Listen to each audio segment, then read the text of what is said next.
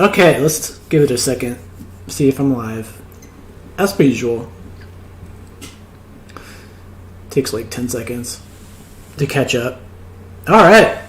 Welcome back, everybody. Welcome back, Leanne, to Music Mondays, our second one. Well, we had an official first one, and then we had the one last week. Now we have our third one, you could say. So yeah, I don't own this record at the moment. It's a brand new record I fell in love with that came out 40 years ago. So it's an album that I heard before, but for some reason didn't connect with it the first time, and then I decided to check it out again a couple weeks ago, and then suddenly every song I was like, oh my god, I love this. I am live, says Leanne. All right, welcome back, Leanne. I appreciate it. Yeah, so anyway, so this week, just a little before we get into it, so this week I've been deep diving 2020's albums on Rate Your Music. So basically, I'll show you guys. I don't know if you care, but I'll show you guys what I've been doing. So I've been doing the charts thing. So I just picked, 2020 to 2022 top albums of, like indie rock or whatever. I have like 10 different rock genres that I've been doing this for every year. And I've just been adding them all and listening to them. So that's what I've been doing. But anyways, let's see. My lighting is good. My sound is good. Oh, good. I didn't do anything special, but I'm glad it's working out. I moved my mic around. I went like this with my mic. I moved it here and I was like, la. Oh, that sounds good right there. Mordvin folk music. What's that? Is that a genre? Or is that a band? And by the way, in the background, it's an album we might talk about for a Music Monday. Luna Park by Luna. Really cool album by the guy from Galaxy 500, which is another really good band from the 80s. Anyway, so this album is from 1981. It's their second album. They're called The Sound, which is a pretty bold name for any band to have, right? In my opinion, if you're calling yourself The Sound, you better be pretty good. It's something you saw on Rate Your Music. Yeah, so anyway, but yeah, I've been adding, I have this list of genres that I'm mostly interested in. Because there's so many, there's just so many albums in all genres from every year. So I was like, all right, let me just do rock music and then pick certain genres I really like. So I did indie rock, of course, indie pop, post-punk, jangle pop, slacker rock, art punk, stuff like that. And I've been keeping track of which pages I left off on. What's up, Brad? How you doing? So, Brad, by the way, are you just staying up late, or are you at work or something? Because I know it's 6 a.m. or something where you are. And thanks again for your playlist. I've been going through 10 songs a day with your playlist, so I appreciate it. Leanne said it was suggested. It was a suggested search on their site.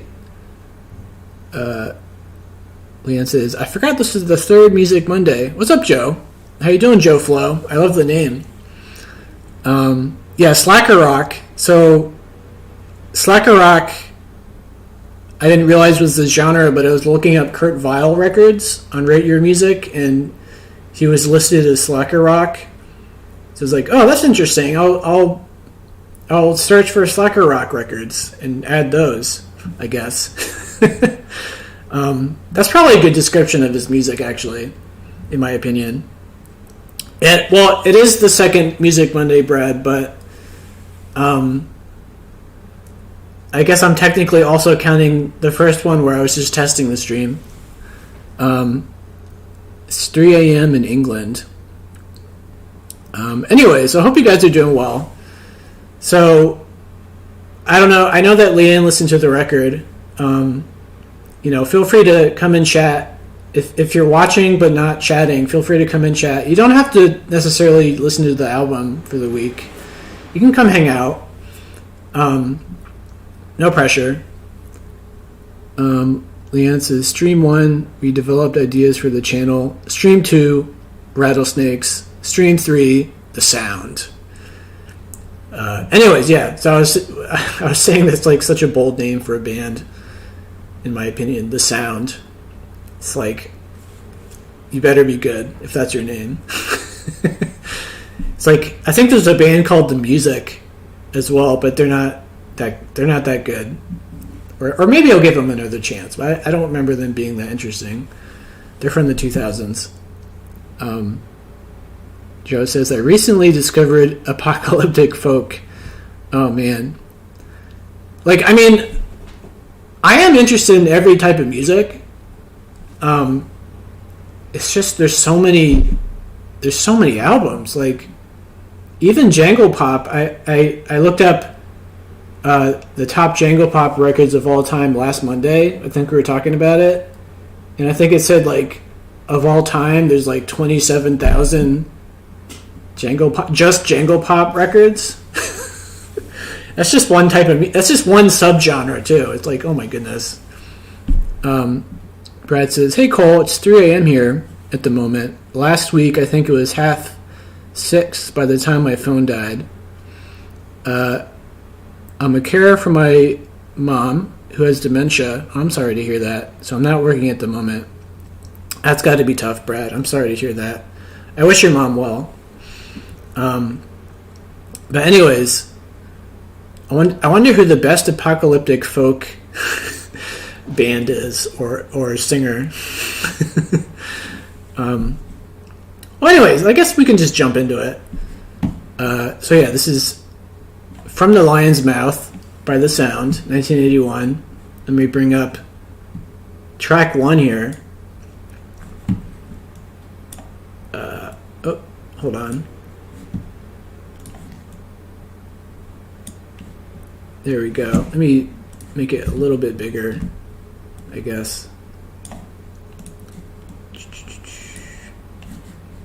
Okay. Leftover Crack. Yeah, I've heard of that band. Hey Giorgio, what's up, man? I'm glad to see you back. Welcome to Music Mondays. It's been a minute, I know. So anyways, this is track 1, Winning. No, this is not related to who is that guy? Charlie Sheen. He's like, Winning. This is pre Charlie Sheen. This is unrelated. Anyways, so let's talk about track 1, Winning. Let's check out the lyrics here. This one seemed pretty simple, frankly.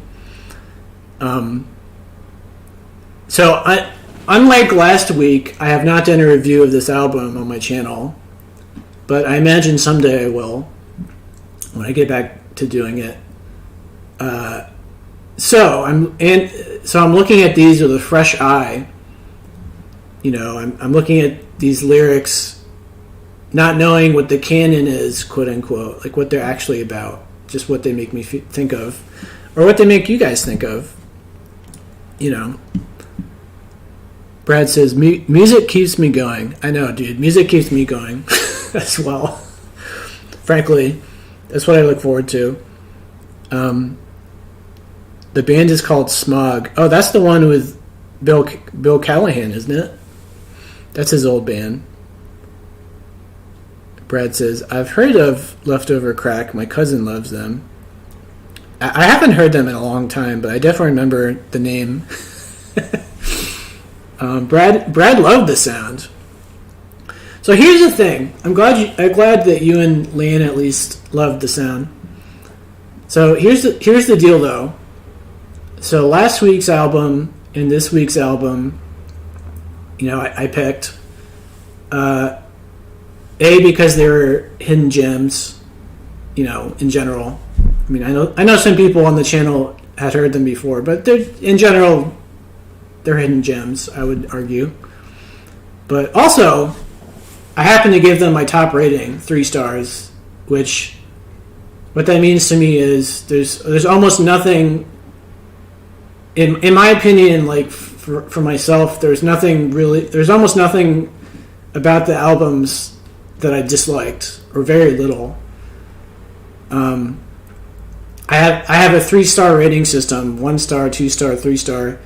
The 3-star records are albums where I pretty much have nothing to complain about, and then by comparison, the 1-star ones, I still really like them a lot, but there's more about them that kind of like bugs me a little bit if I get really picky, which I do.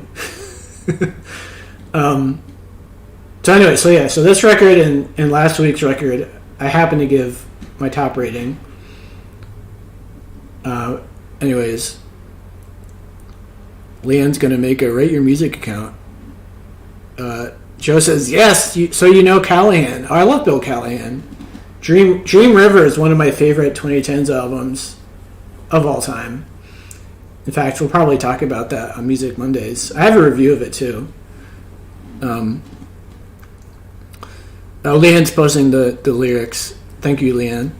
Okay, so anyway, let's talk about the lyrics.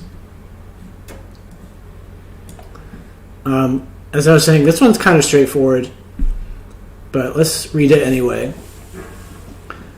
So, what holds your hope together? Make sure it's strong enough.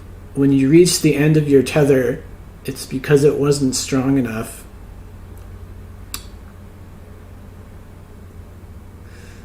So, I'm just going to say what this makes me think of immediately. So, I don't know if I can even say the word, because we were talking about the R word last week and how YouTube might block the video if I said the R word, R-A-P-E. So the word I'm thinking of here, I'll just spell it out once, is S-U-I-C-I-D-E, the S word. I don't know if you can say that on YouTube anymore. So this paragraph or stanza or whatever is making me think of the S word, personally, because, frankly, hope is when you've hit rock bottom. Hope is kind of what prevents you from committing the S word, right? I don't know if that's what this guy's talking about specifically. It's probably not, but like that's what I'm thinking of at the moment. Is we all need hope to prevent us from just completely giving up on everything. And he's kind of asking, like, what holds your hope together? Which I like, because it makes me think of, like, we all need to think about our lives and our family and our friends and, what keeps us going, essentially. I'm very thankful to have one extremely good friend in particular who keeps my hope together on certain down days, and she's definitely up there in terms of, like, when I'm having a really bad day, I think of her and the fact that she's such an awesome person. And it's good to remind yourself of what you've got going on in your life. In other words, Brad says there's always something to look forward to, no matter how big or small. Well, sometimes you have to remind yourself of that, or sometimes you have to remind yourself, like, I have to do this personally sometimes, because I usually get pretty depressed in the winter, although not in the past couple of years, thankfully, but most of my life, I have to remind myself that like probably the best medicine for a terrible day is sleeping, because like usually the next day I'll wake up and feel a lot better. Not all the time, but like enough of the time where like if I'm having a really tough day, I like to remind myself, like, okay, today really sucked, but go to sleep and you'll probably feel way better tomorrow. Here, let's do this a little bit.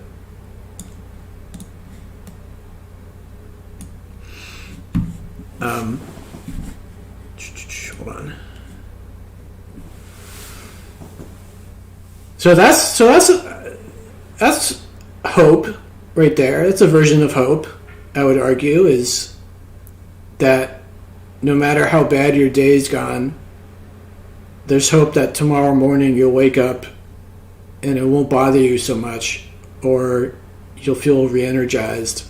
What's up, Lisa? Welcome back. I hope you're having a wonderful Monday. So yeah, that's what this stanza makes me think of. It's pretty self-explanatory. Okay, then he says, I was going to drown, then I started swimming. I was going down, but then I started winning. So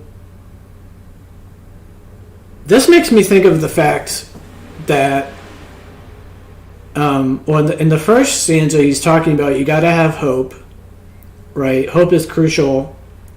But then here he's making me think of like, okay, hope is very important, but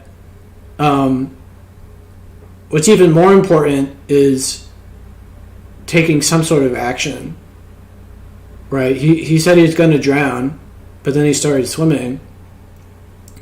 And it sounds like he started to believe in himself, right? He was going down, but then he started winning because he's taking some action in his life. He's trying to turn his life around. And, you know, he says, then I started winning, and he says winning a few more times. So that makes me think of, like, this guy was just totally, he hit rock bottom, but then he started doing something about it. And then he realized that the key to turning his life around was himself, and that he could do it. And that all he had to do was, like, make improvements in his life a little bit at a time. You could even say, doesn't have to be big, as long as they're swimming, quote unquote, right? And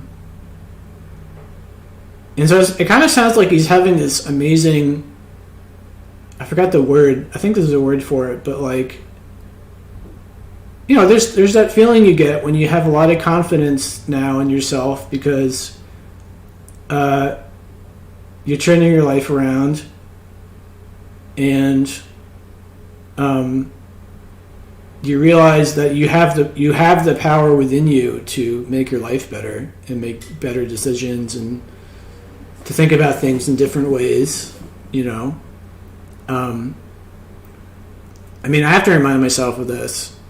I have some really down days where it's really hard just to even start swimming, metaphorically, to just, you know, like, you know, you wake up some days and you're just feeling terrible and you just want to sleep in bed all day, and, you know, the first thing you got to do is get up, right? And then maybe the step after that is take a shower. Like, these all seem like simple things. But, you know, if you're really struggling, if you're really depressed, like, these are big things every day, you know. Don't lie in bed all day. One. Get up and take a shower. Make some breakfast. You know, if you're really feeling it, maybe go, like, take a run or something. Oh, hold on. Leanne is talking about the music. Leanne says, the song kicks butt musically. The vocals are emotionally intense, and it has a cool guitar passage. A perfect song, as good as anything by Joy Division or New Order. Wait, is that it said song meanings in parentheses? Is that something that you wrote, or is that something you got from the internet? And then he wrote song meanings. What really makes it hit so close to home is that I can hear it both ways, as a testimony to determination or as an ironic, heart-wrenching moment of defeat. I'm not getting the defeat part yet.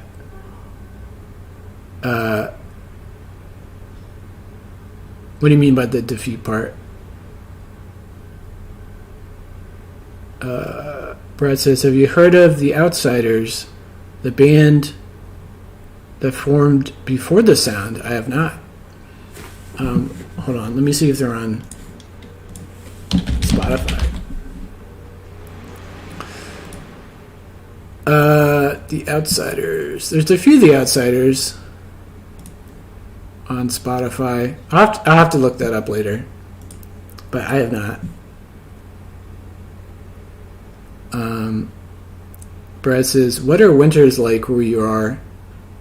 Cool. Well, currently we had our first snow. Basically doesn't snow anymore at the past 4 years. So I guess that's winter or global warming. I don't know.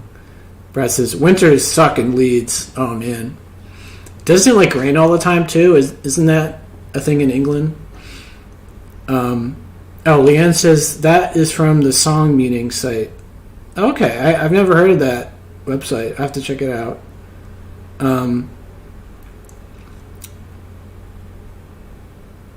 So anyways, yeah, so far he's talking about hope.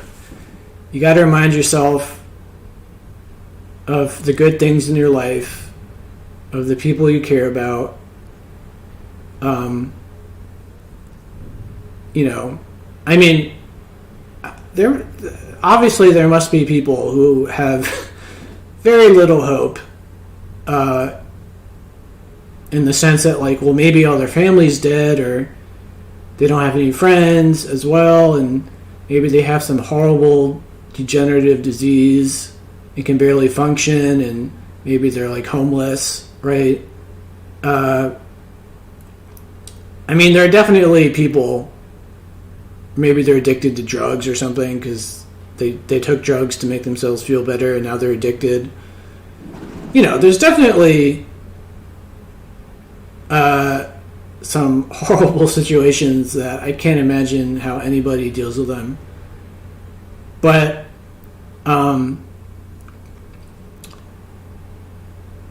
at the very least, what he's saying to me is, he was going to drown, then he started swimming. So that's an empowering statement for me. I think Leanne was saying that too. It's an empowering statement because that basically is saying, it's in everybody to turn their lives around. It's very easy to make excuses for why your life sucks, and maybe there's some very good reasons why your life sucks, but at the end of the day, it's within most people, or most people have the ability to turn their lives around inch by inch if they just apply themselves. Brad says, The Outsiders had the first ever self-released punk record in the UK. Oh my goodness. Well, I gotta listen to it now. I can't believe I haven't heard it. I don't think I've heard it. Brad says, yeah, Leeds is near Manchester, which is renowned for its rain. We get a lot. It's not so bad down in South London, but you probably still find it bad. Yeah, it doesn't really rain or snow here. At least not lately. But anyways, let's keep going.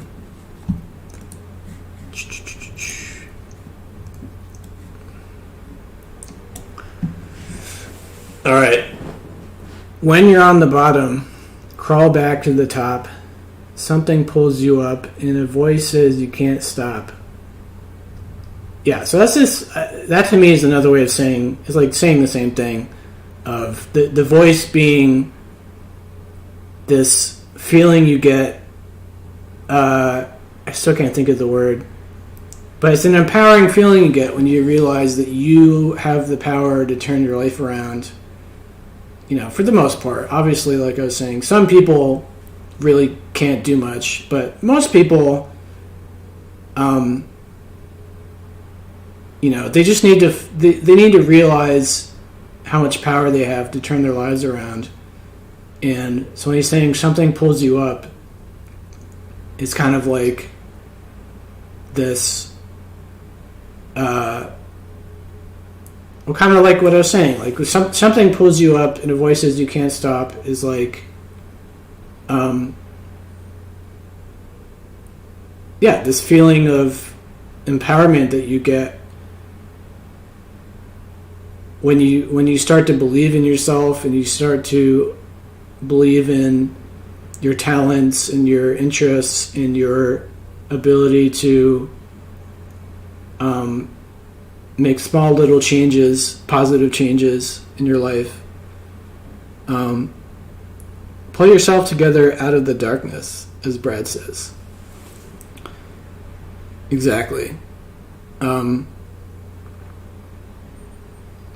that's basically what the song means to me. Is it's a guy who's kind of hit rock bottom, but then he had this epiphany where he realized not only does he have things to live for, whether they're like friends and family or whatever it is, but he also has the power to turn his life around if he could just do it, right?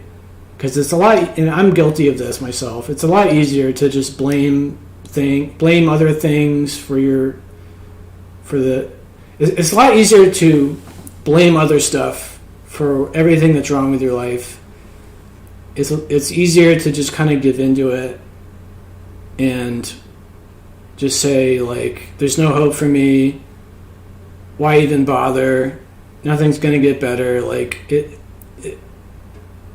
even in some ways, a feeling like that can be addictive, right? Some people can be addictively negative. That might sound weird, but that's happened to me before, where,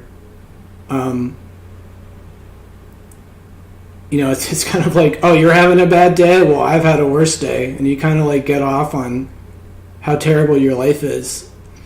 I don't know if any of you guys can relate to that, but I've had moments like that where I just kind of, I was like getting off on the fact that my life was terrible, even though it totally was not that bad. The brain can do weird stuff like that sometimes.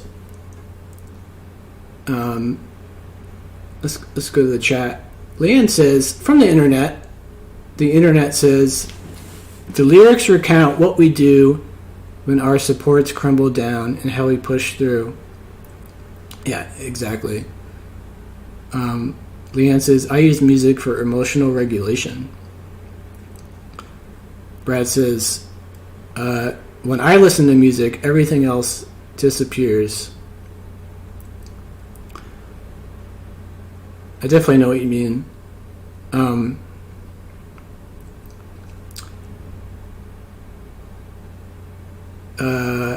Leanne says, me. I love the idea that he is talking about fortifying your will to love and your will to try before shit hits the fan. I love the idea that he's talking about fortifying your will to love and your will. Can you expand on that a little bit?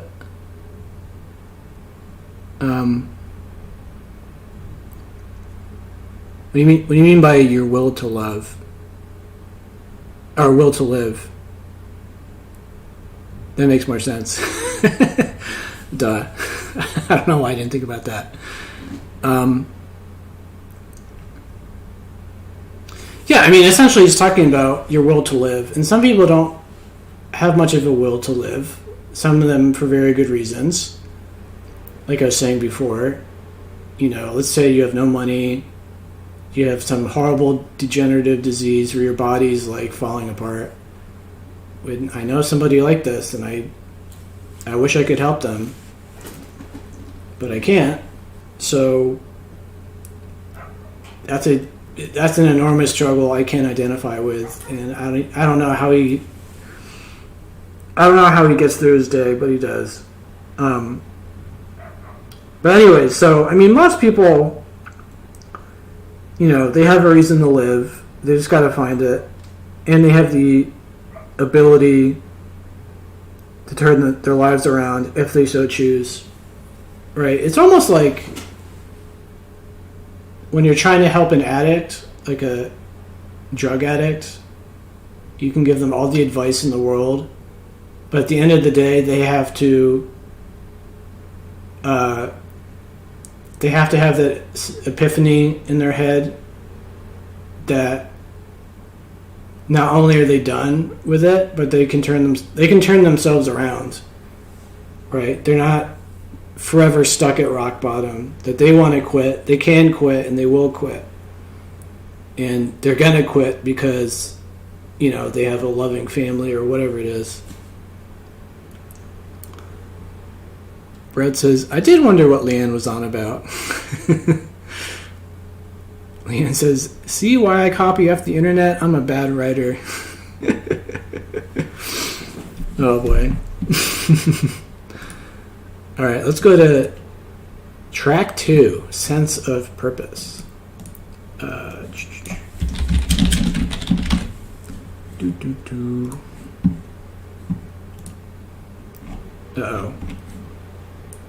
Hold on, let me get this going.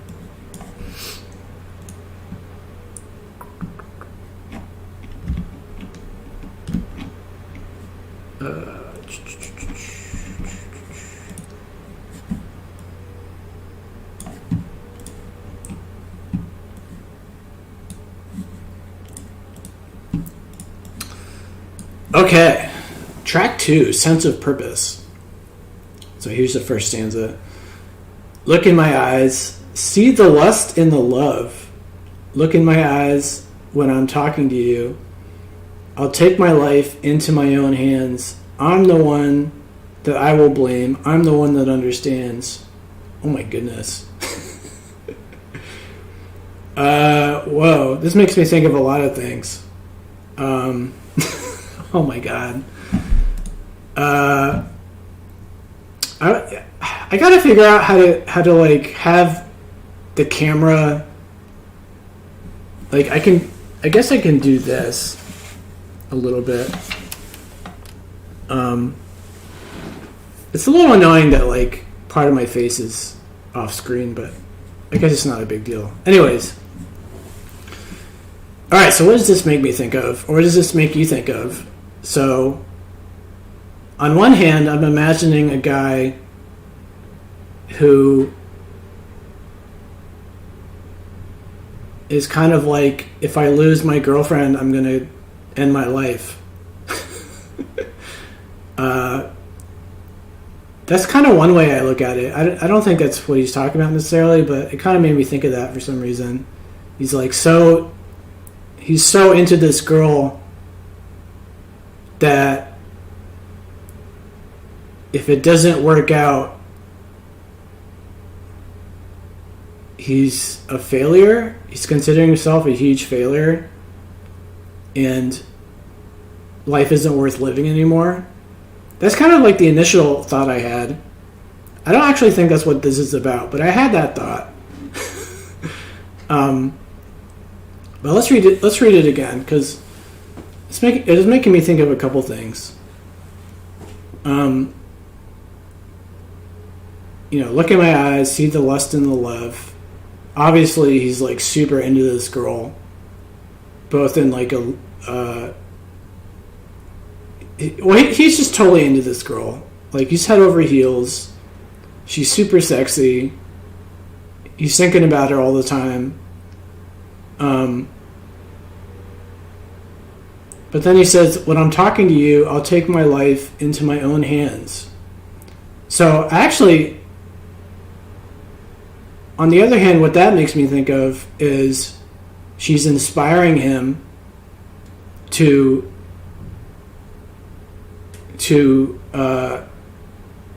well, she's inspiring him, like he says, I'll take my life into my own hands. So she's his reason to get out there every day. You know, if he's in school, to do well in school. If he's looking for work, he's doing his best to nail his interviews or whatever he's doing. If he's an artist, he's doing his best to play a lot of gigs and write a lot of music, right? Like, she's his reason to she's his reason to exist, basically. He's so into her that, like, she inspires him, and you know, it's a very how would I put it, what was I gonna say? Like, it's funny how this song, or this stanza, makes me think of two things. Like, the first thing, like I was saying, of like, this guy is so into this girl that if he loses her, he's going to end his life because he just can't live without her. But then on the other hand, it also sounds like a guy who has found true love. He's found his soulmate, and he's so excited that he's channeling that energy into bettering his life and, you know, doing his best to probably, like, get them a place to live and get food on the table, and he probably wants a kid, and he's going to do his best to be a good father, right? And he's like, I'm the one that I will blame, which to me means that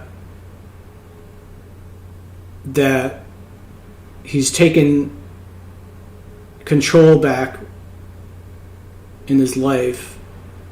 So, like, so if he loses her and his life falls apart, it's all on him. It's all he's the one to blame, right? He's got this great girlfriend, it sounds like, who's totally in love with. So if he loses her and gets his life all messed up, he's the one to blame. He says, I'm the one that I'll blame. I'm the one that understands. So maybe what he understands is that, like, this is his reason to keep going. This is his reason to get up every day and go to work or work on his art or whatever it is. Go to school, do well in school. So this could be like a continuation of track 1, where he found his hope. The hope is the girl, and he started swimming, like in track 1. Swimming being taking his life into his own hands, like he's saying here. And instead of blaming everything else for his life being terrible, he says, I'm the one that I'll blame, right? So track 2 to me is this guy getting his life together and having a reason to live, which is his awesome girlfriend. Brad says, blimey, I need a girl like that. Isn't that what we all want? I know, right? I want that. someone to live for, someone to inspire me. Let's see, stanza 2, he says, what are we going to do? While we still have the strength to move, what are we going to do? I'm asking you. I actually like this a lot because it makes me think of those moments in my life where I have a lot of energy and I'm really inspired and my brain is working at 110%, and you're feeling really good. And now he's like, now what are we going to do that we have this strength within us? Because it's one thing to have all these things going on. Like, you're feeling great, you're feeling inspired, blah, blah, blah. But now you got to do something with it. Right? She's his strength. Now what's he going to do with that strength? So So my own life, that was 2021, where I had all this energy and all this mental energy and inspiration. And so I just felt really inspired and made like several videos a day in 2021, several reviews a day. I was just like really into it. So I had all this creative energy, but I was also doing something with it. So last year on this channel, I didn't have like any creative energy, but I was still researching all the time, every day. So I was still doing stuff. I just wasn't making videos or streaming. But now to some degree I've got my energy back. So we're doing these Music Mondays. He's asking, what are we going to do? I'm asking you. So what am I going to do? Well, frankly, you guys helped, Leanne and Brad. Because when I did my stream two weeks ago, I had no idea that anybody was going to even show up. So I wasn't sure how I was going to go, or if I was going to be boring or whatever. If I was going to run out of things to talk about. So anyway, so what he's saying is, it's one thing to like have all this energy and inspiration, but it's another thing to do something with it. So that's what he's asking.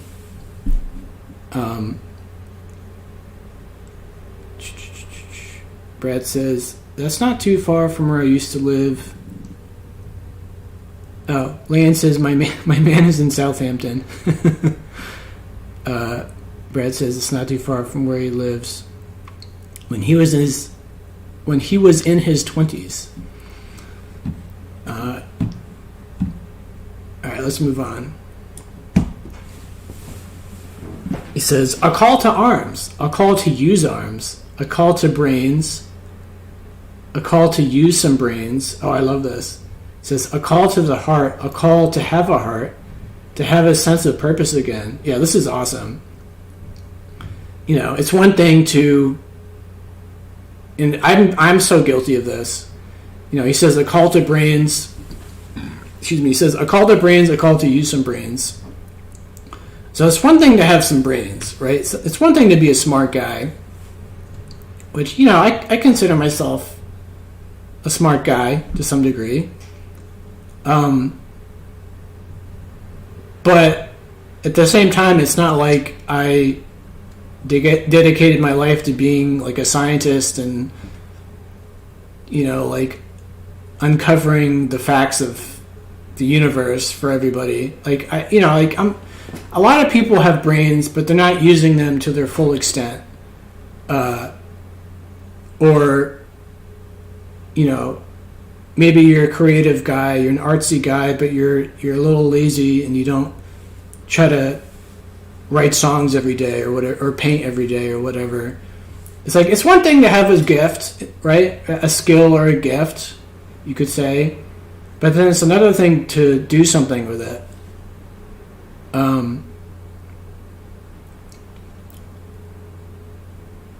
Leanne says, I just thought of another person to reach out to who might come here. Ooh. Well, I hope they're interested. I appreciate that. Brad says, my mate would love this. He asks me all the time about it, but it's too late for him. Wait, what's that in reference to, Brad? Leanne says, we just have to get Cole to be on BST sometime. What is BST? Is that a channel or something? But anyways, I love this stanza. Is that even the right word, by the way? I should look it up. I think stanza is the correct word. Correct me if I'm wrong. But I love this stanza because, we all have gifts, that we're born with. We all have talents that so there's talents and skills. A talent is what this means to me is someone who's talented is someone who likes something and is kind of inherently better at it than others. But someone who's skilled is someone who practices the talent, right? So somebody could be...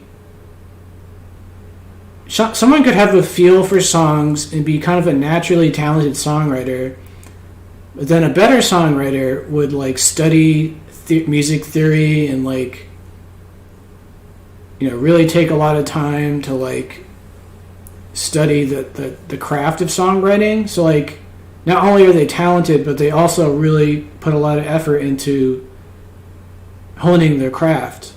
That's what those... I don't know if you guys agree with that. That's what I think. Right, there's someone who's talented but also skilled, which means that they have a knack for it.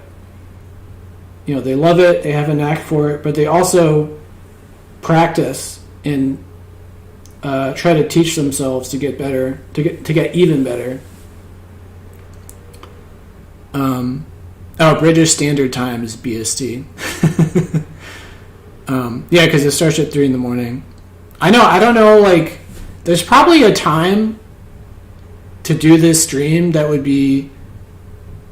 get like the most amount of people in chat or whatever. I don't know what time that would be.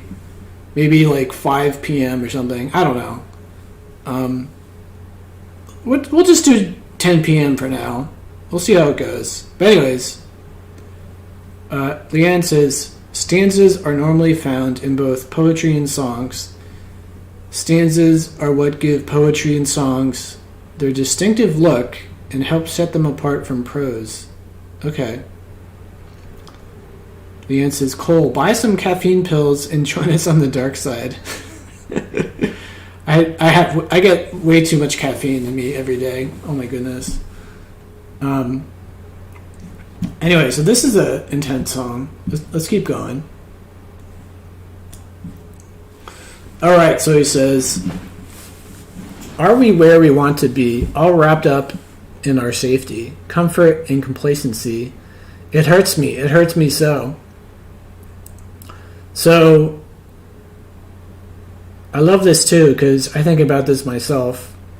I was guilty of this in my last relationship, where I was kind of comfortable and complacent where we were.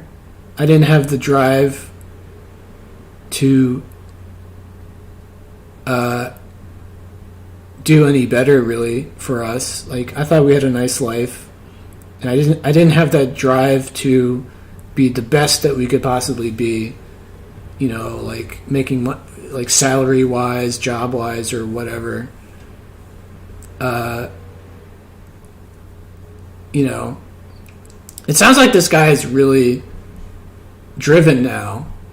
Like, he's got this great thing, he's got this awesome girl, and this girl is driving him to really better himself and better their relationship. And he wants them to be the best that they can be. Brad says, I might have to start getting methamphetamine. Definitely don't do that. Leanne says, I am on BST and Mountain Standard Time, so basically I never sleep. Oh my goodness. But anyway, so he's talking about being comfortable, being complacent, being wrapped up in our safety, and, you know, I don't think there's anything wrong with that necessarily. I think most people try to reach that point where they're comfortable and complacent and feel safe, right? I think most people just want to get there, and anything more than that is totally unnecessary. So the people who probably do really well in their lives, you know, like famous actors or artists or scientists or people like that, or people who start really successful businesses and make a lot of money, it sounds like they're not complacent ever. They're not ever totally comfortable, because when you're totally comfortable, you kind of your drive goes down, right? It's because part of your brain is like, well, I don't need to work any harder. I'm already, I make enough money. We have kids. We have this nice little house. We can afford groceries and Netflix or whatever. I don't. Do I really need to make another 100,000 a year? Like, or whatever it is. Or like maybe you're a local musician. You're like, well, I get to play at the local places, and people come and they show up and they enjoy the music. And do I really need to be like as popular as the Police or U2 or whatever, or Nirvana? Like, do I need to be the next Nirvana really, or can I just be happy where I am as the beloved local band, right? Brad says, I think all women bring out the best in men. Pretty much. That probably goes the other way too, right? I would imagine, right, Leanne? Don't men bring out the best in women? Or is that not true? I think that's just relationships in general. At least at the beginning, right? In the beginning, everything is looking awesome, and then what happens from there depends, right? Because obviously, like, let's look at relationships that end up in domestic violence situations. I mean, those relationships, I imagine, started off well and then slowly devolved over time. So in the beginning, at least, they're very inspiring. Leanne says, yeah, I want to be the best for him. I told him tonight, in fact. Aw, that's lovely. I'm sure he appreciated that. Anyways, let's look at the last stanza. He says, what are we going to do while we've got the strength to move? What are we going to do? I'm asking you. Exactly. That's another thing I think about, actually, is well, in a couple ways. So the first is, we've got this period in our life where we've got the strength, quote unquote, the inspiration, the drive, the energy to really make something of ourselves. So first you've got to have that, but then you also got to do something with it. So he's asking that, like, what are we going to do while we have all of this going for us? What are we going to make of ourselves? What was the second thing?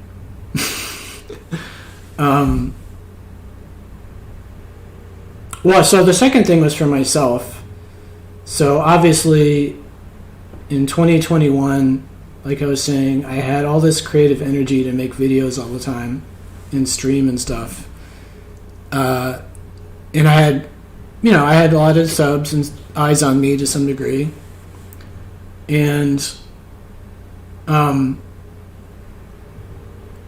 in other words, I had to some degree momentum, which ended up petering out, obviously, because last year I didn't do anything on the channel.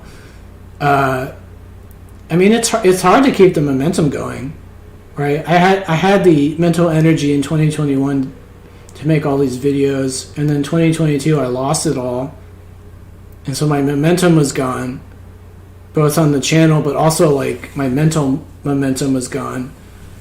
So what this stanza also means to me is, like, having these periods in your life where you've got the strength to move, as he says, is such a blessing, right? We're not always going to have this energy that we can use to better ourselves or to make artwork or whatever we're doing. We're not always going to have the strength and energy. So when you've got it, you've got to do your best to make the most of it. Or else it's kind of a waste. And then if you waste it, then you look back on that as like a regret, right? Of like, oh man, I could have done so much I was so young and motivated and energetic, but I didn't do anything with it. And, and so I'm ashamed of myself, maybe, even. Leanne says, Cole, cover your favorite tracks tonight because we cannot do the whole record. Well, we could when we get caffeine pills. We'll do, like, the first 5 songs. How about that? Brad says, we really missed your channel last year, Cole. I appreciate that, Brad. I think I was saying this last week. I'm just glad that anybody enjoyed it. Some people hated it. Some people really liked it. Some people don't seem to like it, but they sure like to comment. which is kind of confusing to me in a way. They're like, there's a guy who likes to comment a lot on my videos, and I appreciate that. He's watching the videos or whatever, and he's always like, I don't like this record. I don't like this record. Which is fair. You don't have to like them. I just thought that was kind of funny. It's like this guy likes to comment on a lot of videos, but they're always like, I didn't like this record. Anyways, I just thought that was kind of silly. Brad says, you only regret the things you don't do. I actually disagree with that, because there's definitely a lot of things I have done that I regret. So I don't agree with that, actually. I kind of know what you mean, though. I mean, to be fair. Brad says, if we're doing the whole record, I'm buying drugs. Don't do that. Definitely don't do that, Brad. Anyways, let's move on. Track 3 is called Contact the Fact.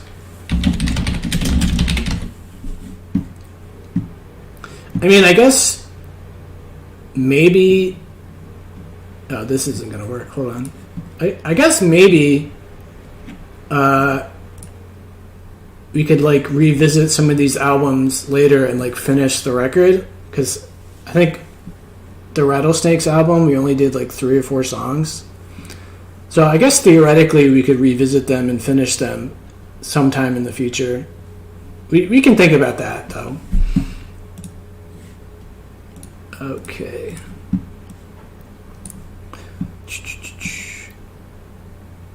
Leanne says, Cole, do you reply, I don't like your comment. I don't like your comment. I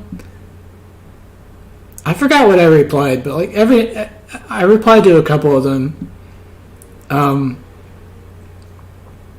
forgot what I said, or something like, that's a fair point, or whatever you said. I don't know, like, all I can do, like I was saying, I think last week, all I can do is be really excited about an album, do a video on it, talk about it. Hopefully you listen to it, right? And hopefully you like it. That's all anybody can do. I mean, basically, my job, essentially, or at least what I think my job is to try my best to not waste your time, right? Because there's too many records to go through. You just, like, I listen to records, like, every day, and I can't even go through all of them. It's impossible. So all I can do is share the ones that got me really excited, and hopefully you also like them. Which, not everybody's going to like the same stuff. But all I can do is try my best to not waste your time. Leanne says, at least they participate. I know. That's fair. Yeah, I mean, I appreciate him participating. But I thought it was funny how, like, pretty much all the guys' comments are, like, disliking the album. But he's participating. I appreciate it. Leanne says, you just do you, and you'll find your tribe. That's all I can do. Anyways, let's go back to the song. So, let's see, can you guys read it? Okay. He says, you mean the world the real world to me. So watching you go is like watching a film in slow motion. Everything I touch turns to dust, and everyone I turn to turns on me. Ooh. Ooh. So I can relate to this. Because what this makes me think of is this guy totally screwed up. He effed up, guys, somehow. And she's gone. She's out of there. She was the world to him, and he screwed up somehow. And it's too late. He can't do anything about it now. His life has turned to dust. The love has turned to dust. Right? And not only is she gone, but it sounds like everybody, like her family, obviously, probably, and sounds like they had a lot of friends in common. So their friends in common are siding with her. Right? He says, everyone I turn to is turning on me.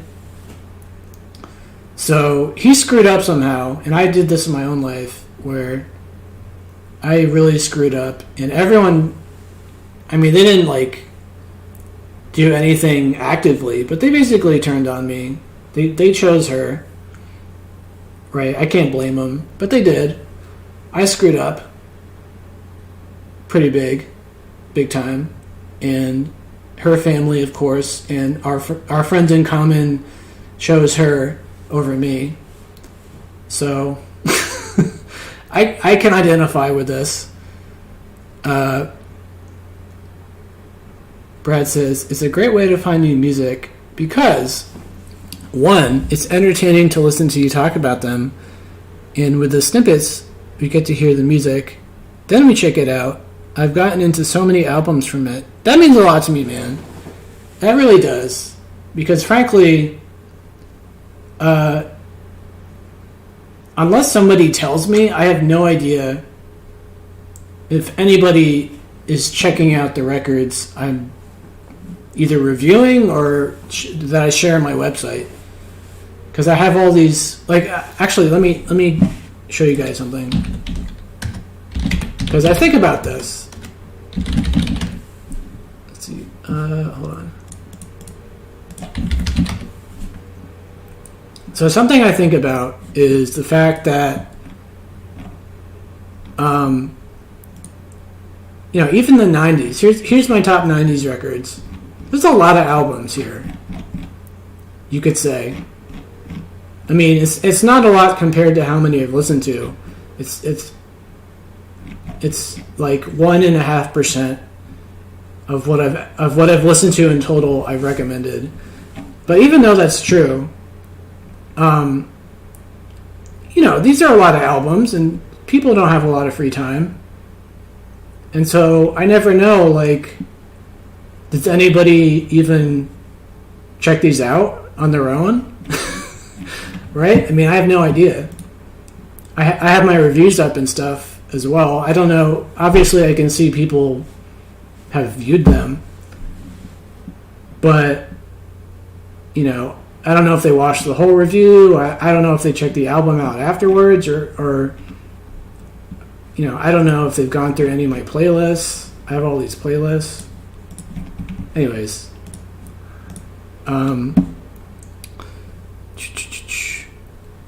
Leanne says, I'm still in shock that you listened to that many albums. Well, so first of all, again, I think I mentioned this last week. I had to find a way to optimize my goal, to optimize reaching my goal. So my goal is I'm trying to find albums where I like every song. That's the goal. So, like I was saying earlier, I can't listen to every album in this entirety. There's not enough time. There's too many albums. So my compromise was, okay, let me check out the first 3 songs, like the first 3 like over 2 minute long songs, right? Because obviously some songs are like interludes and they're like a minute long or whatever. So the first 3 like proper songs, let me check those out. And if I like at least one of those songs, I will check out the whole album later. So that's kind of my rule, is I have to like at least one of the first three songs to then check out the whole album in its entirety. Otherwise, I just move on. So that's my method. Some people have an issue with that method. They're like, oh, that doesn't count. Which is fair, I guess. But like I was saying, like you have to find a compromise if you want to. You have to figure out what your goal is, and then you have to figure out the best ways to reach that or to achieve the goal. So here's another goal. Another goal I have is to find individual songs that I really like for my playlists. Right, I have all these decade playlists, and one way I could achieve that goal is to brute force it and just listen to every song on every album and hope I like one of the songs. Right? But that's just too many songs, like we were saying, of course. So an optimized way for me to achieve that goal is to go on Spotify and type in like search for other people's playlists and type in like best songs of the 90s, and you have all these Spotify playlists people make of like their favorite 90s songs.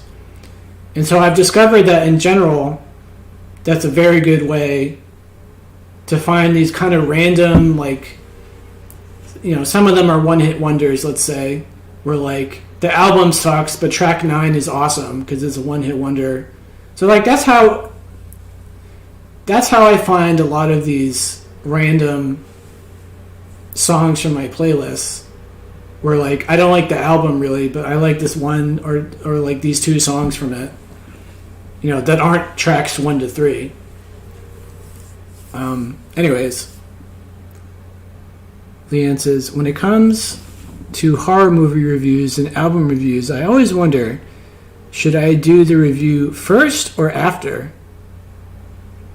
Are you saying that you do reviews or that you read them?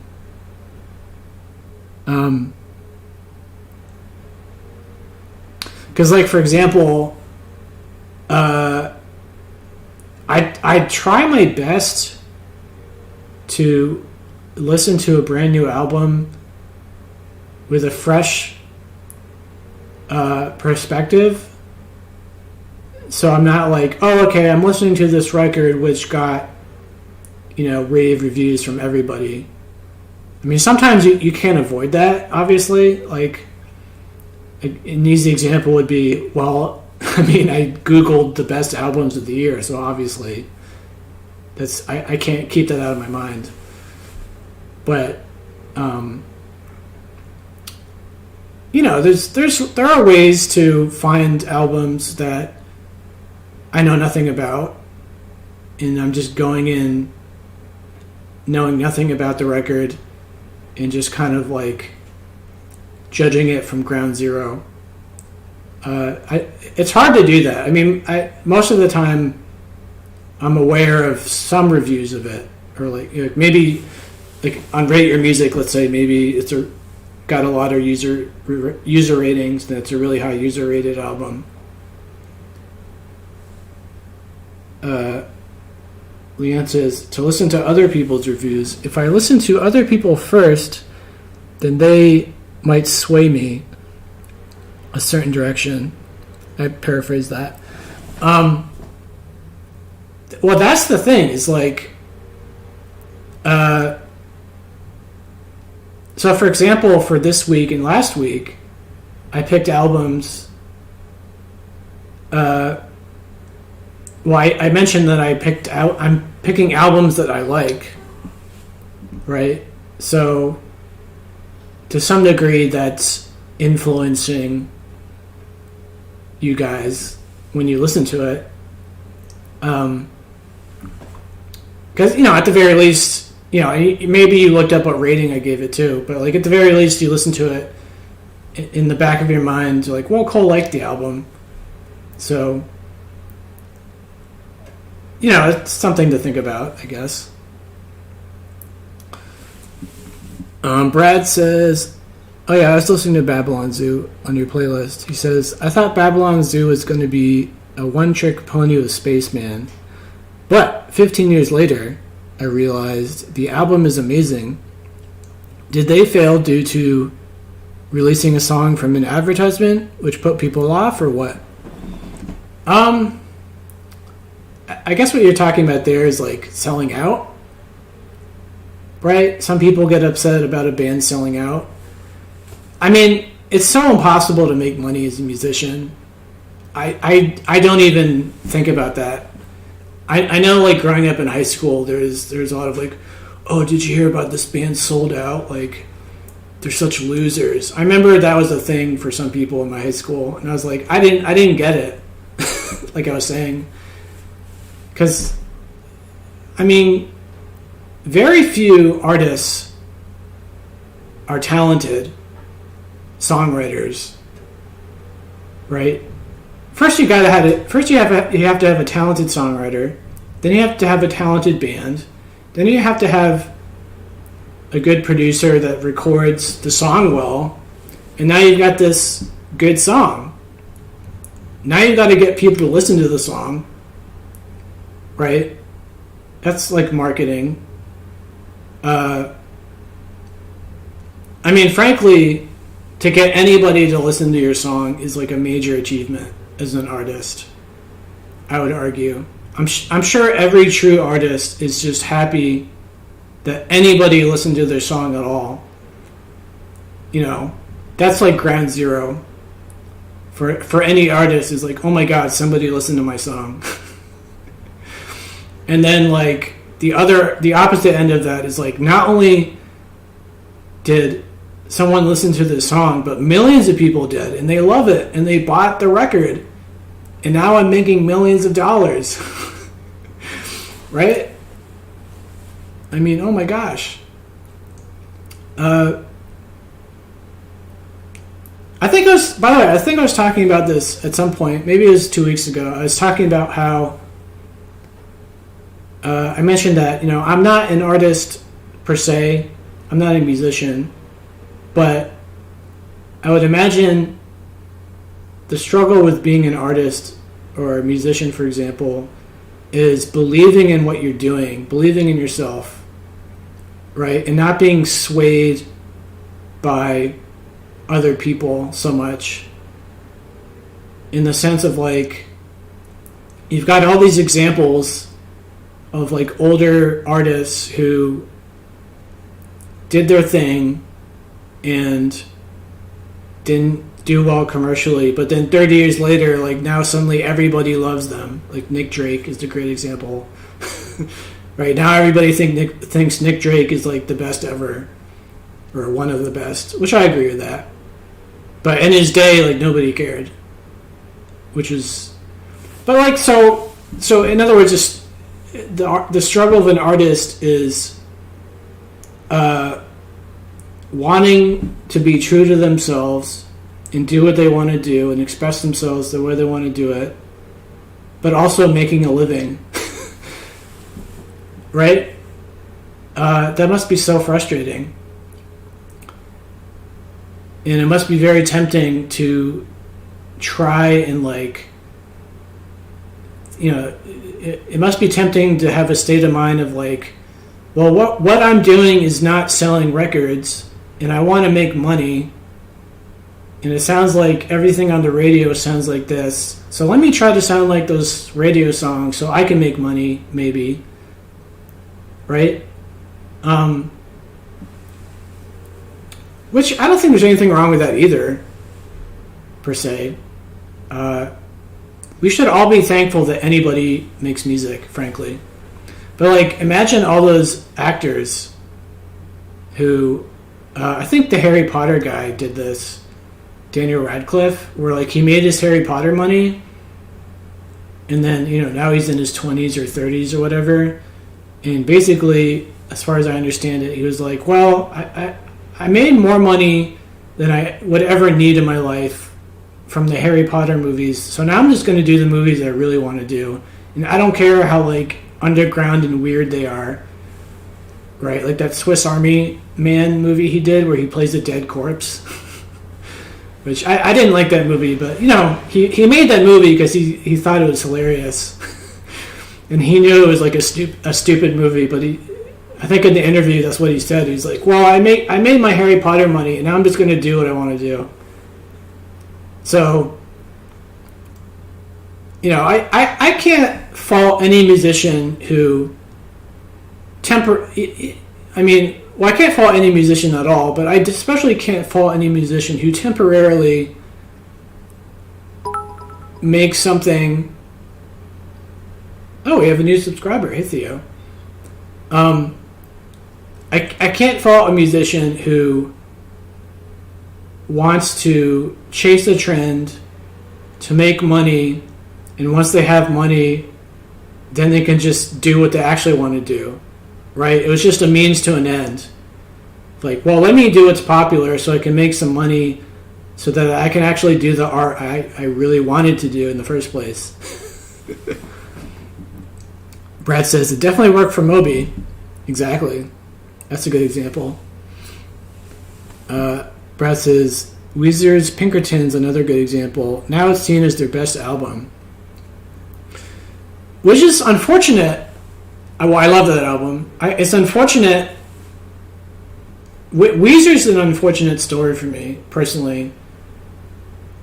Because I don't understand what Rivers has been doing the past 20 years. I personally don't understand why he went from the Pinkerton sound to like this really super nerdy, geeky, cheesy thing he's been doing for like 15 years.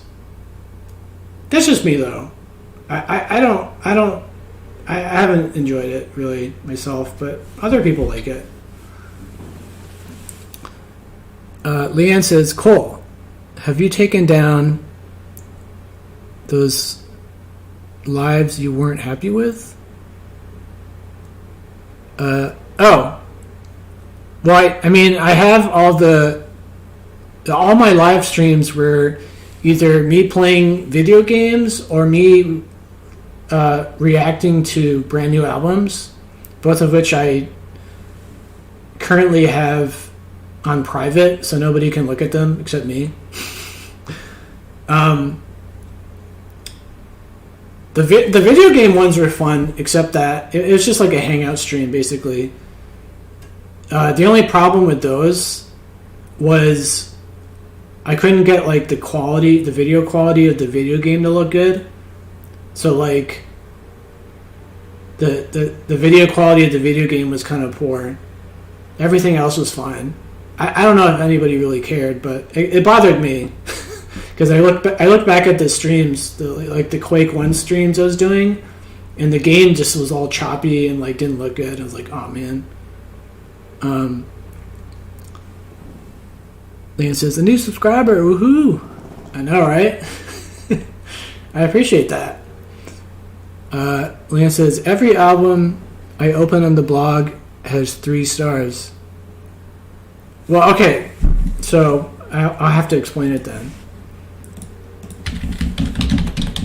See, these are things that I don't know per se, unless somebody tells me. So currently, let's see. I have to fix this. Okay, so here's my blog. So currently, I might change this in the future, but currently this is how this works. Right? Here's the decades. Here's the alphabetical list by artist.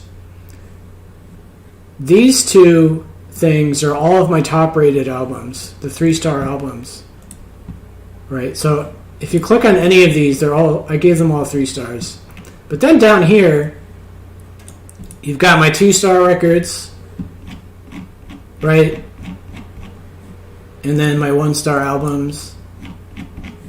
And then I just added honorable mentions, which these are albums that have like several really good songs, but then several songs I just don't like at all. They're kind of like hit and miss. in a way, or something like that in general. Or they're just kind of decent. Like, I like every song, but they're just kind of decent songs. They're not crazy special or whatever. Anyways, so I've been thinking about this a lot lately. I might actually put the 2-star and 1-star albums up into these things. So, for example, here, let's click this. So here's the 2-star list. So, for example, here's the 2020s album, Ducks Limited. So I might, add that to the 2020s. But by the way, I have a way in mind to separate them so that it's really easy visually to like know which one's which.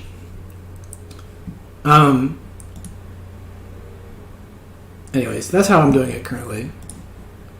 Hold on.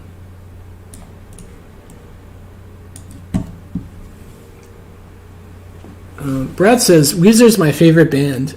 He says I love their new stuff. Did you not like the SCNZ albums? Which one's that? SCNZ? I mean, I've heard all their albums. I'm just not a fan of the new stuff, really. Leanne says, if I am here for music, then you could be black screen, doesn't matter.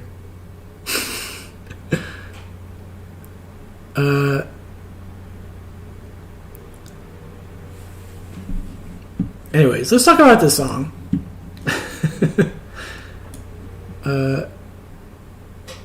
Leanne says, I need a bit of graphics there to show it's one section divided into 3. Yeah, I mean, like I said, I've been contemplating the seasonal 4 EPs. I don't think I've heard those. You need a bit of graphics there to show it's one section divided into 3. So yeah, here's my idea. I don't know if anyone cares, but let me show you my idea. So let's do this.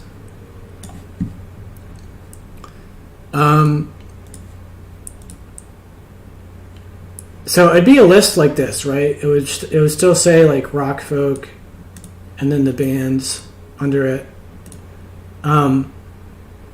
So any band that has at least one 3-star record would be in bold. So Guardian Singles would be in bold, which it currently isn't.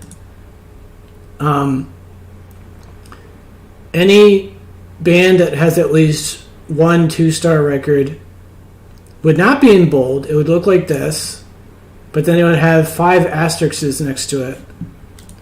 So it would look like this. Like that. And then any band that has at least let me go back. Any band that has up to at least one 3-star record would be in bold. And then up to one 2-star record would be like I typed in chat. And then up to one 1-star record would just look like Guardian Singles does here.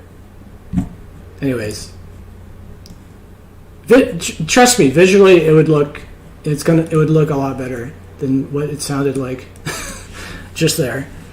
Anyways, Leanne says, "Island in the Sun, great video." Yeah, I remember watching that video.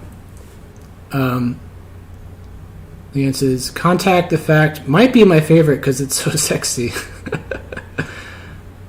She says, "The album cover artwork was taken from an 1872 painting, Daniel in the Lion's Den, by some name I can't pronounce." That's pretty cool. It's a great album cover. Anyways, so let's check out this song. So he says, oh, we already did this stanza. Sorry. So he screwed up. His girlfriend left him. Everyone hates him. Everyone's turning on him. So poor guy. I've been there. All right. So stanza 2. No, first Brad asks, Cole, do you think you'll do any more reviews this year? I mean, I might.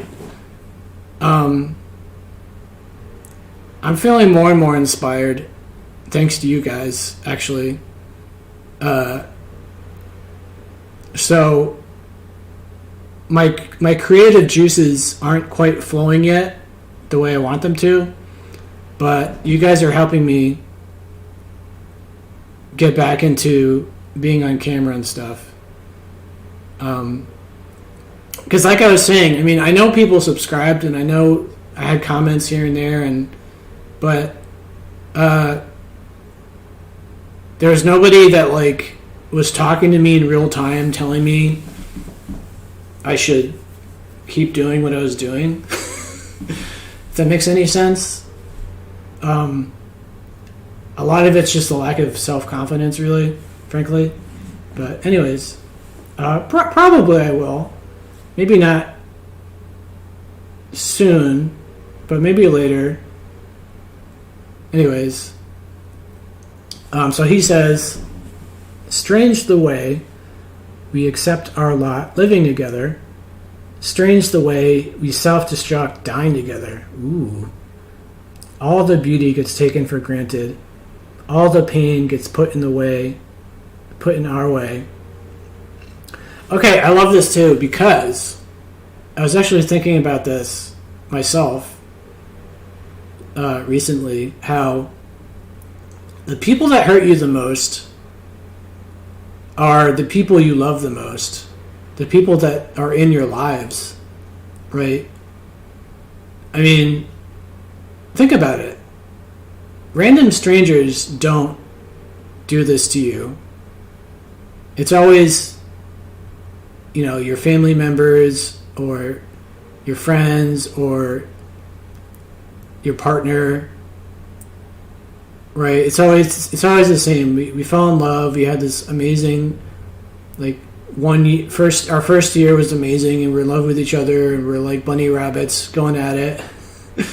And then we start living together, and we start hating. Now we're living together, and both of us are picking up on things about the other person that really annoy us. And then over time, everything starts eroding. And even though we were both totally in love with each other at first, now for some reason, as he says, the beauty gets taken for granted. And we start getting annoyed by all these little things that nag us, right? I mean, the best part of a relationship is at the beginning when you're not living together, because all that you're focused on is the time you spend together. But if you're living together all the time, you have so much more time to take things for granted about the other person, and you just start to focus on all the negative stuff that annoys you. Right? Or maybe even a classic thing is you both were fit or relatively in shape when you first met, but now you're living together and it's been a couple years, and because you don't feel like you have to try anymore, you both start to gain a lot of weight or something, or not take care of yourselves anymore, and you take it for granted, and maybe the other person starts to get really annoyed by that. These things happen. It's a classic story. So I don't think it's strange. He says it's strange the way we self-destruct dying together. I think it makes the most sense, right? It's far more unusual to have some random person do this to you, some stranger,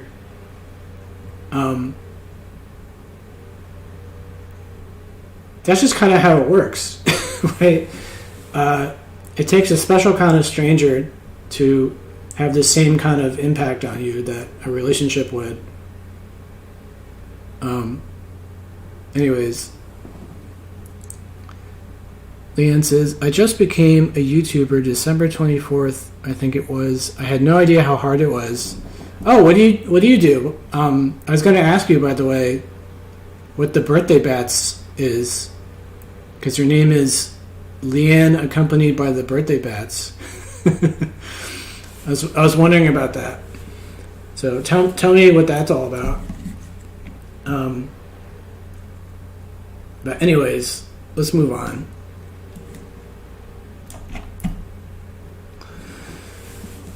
He says, contacts the fact I need it. Contact you because I need you.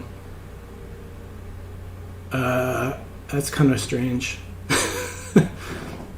Hold on. Contacts the fact I need it. Contact you because I need you.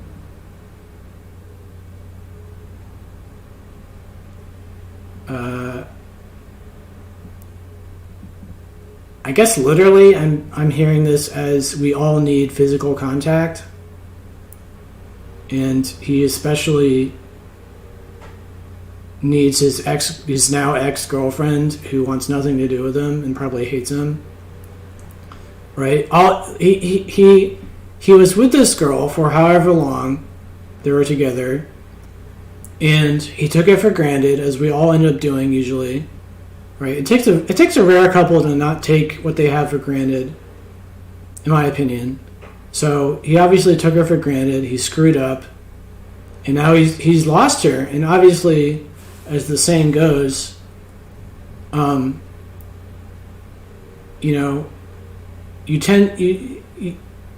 don't appreciate things until they're gone. So. Or actually, a better way of saying that is you lose appreciation for things that you've had for a long time, right? That could be anything. Like, I can imagine this is true for like people who become wealthy, where especially if they grew up poor, I would imagine they became wealthy, and being wealthy as this new thing was like an amazing thing to them. But I imagine for a lot of these people, I don't fault them, because this is kind of just how life goes, right? Where now they've been wealthy for, let's say, 10 years now, and now they're at a point where they're so used to it, like it's harder for them to appreciate it probably, because now they've been this way for so long. It's the same with relationships in general, where this is kind of just the human condition, in my opinion, where everything just gets normalized eventually. It doesn't matter what it is. Even horrible things. Like, I can imagine being like a prisoner of war, being tortured every day in Iraq or something.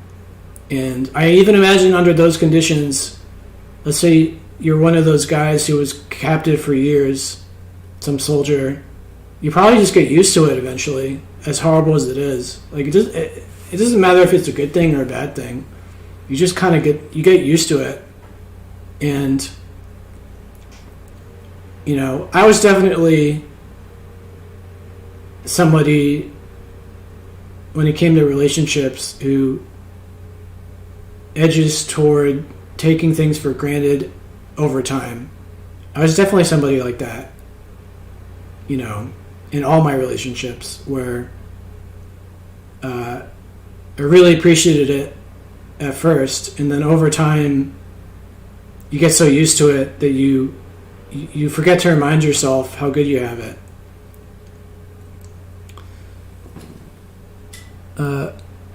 Anyways, Brad says, Leanne, where do we find you? Leanne says, I do a yearly fundraiser for Bat World Sanctuary. Oh, cool. They help wild colonies and shelter non-releasable bats. Now, that's very specific, but very cool. Brett says, that's amazing, Leanne. Leanne says, I can leave a comment after the live and you can click on my name from there. Or you can leave it now, it's fine. Brad says, I can imagine that. You get used to what you know. Yeah, no matter how good or bad it is, you get used to it, right? Even if you lose all your money and you went from riches to rags, right? Eventually you're gonna get used to the rags, probably. Or you become homeless, let's say. As horrible as that is, you probably get used to it at some point.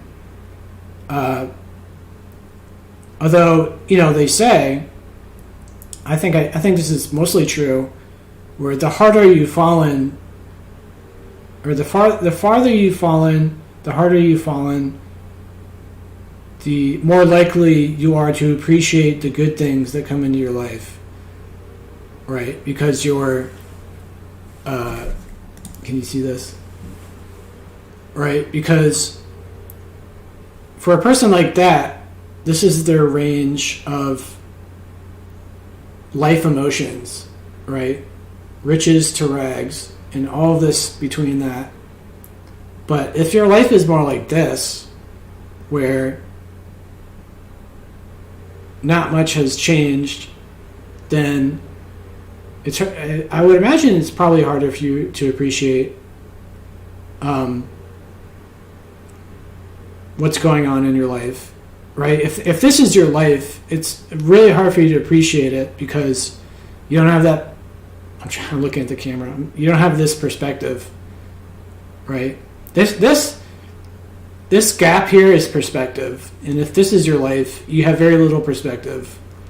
I mean, you can probably teach yourself to have perspective, but I'm sure most people don't even think about it. Lance says only mods can post chat. All right, here you are now a mod, orator. So feel free to post. Anyway, so then he says, "Take me out. You take me out of myself." Or wait, can you guys see it? Yeah. You take me out of myself. You can take what you want from me, because I know you. Because I know you hate it when I'm crazy. It's the side of love you never wanted to see.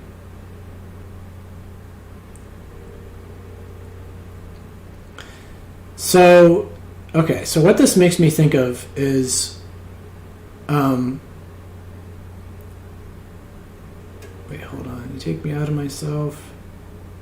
You can take what you want from me because I know you hate it when I'm crazy.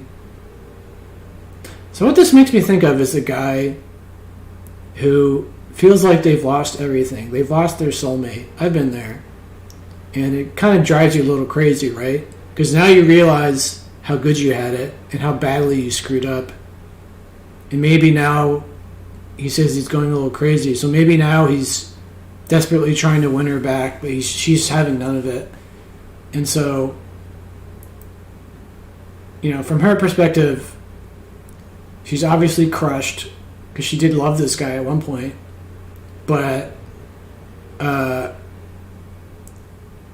he's done her wrong, and she's dumped him, and now he's going a little crazy trying to win her back, probably, because now he's like, oh my God, I lost this amazing thing in my life, and what the heck did I do? I got to get her back, man. And he's probably doing all these crazy things to win her back, and, she's like, she can't handle it. Understandably. Right? And so he says, it's a side of love you never wanted to see. So obviously, some people can take this to crazy extremes, right? Some people, in the worst scenarios, will kill their ex-girlfriend because they don't want anybody else to have her, right? They're kind of psycho. Love has made them psycho, psychopaths, and maybe maybe the guy in the song is verging towards like a little crazier than usual, where like he's doing all these crazy things. Maybe he even like maybe he's not going to kill her, but maybe he's like upset at the idea that someone else will have this girl that used to be his, right? That's kind of a depressing thought, frankly. Is you had this awesome girl who you could have lived with for the rest of your life, and now she's out of your life forever, and someone else is gonna live with her and grow old and die with her. Like that's a pretty depressing thought, right? I think we've all had those thoughts probably when you've had breakups of like, well, I could have lived with this person, grown old and died together, but now I'm never going to see them again, and someone else has taken my place. Like that's intense. Brad says, love is a strong drug indeed.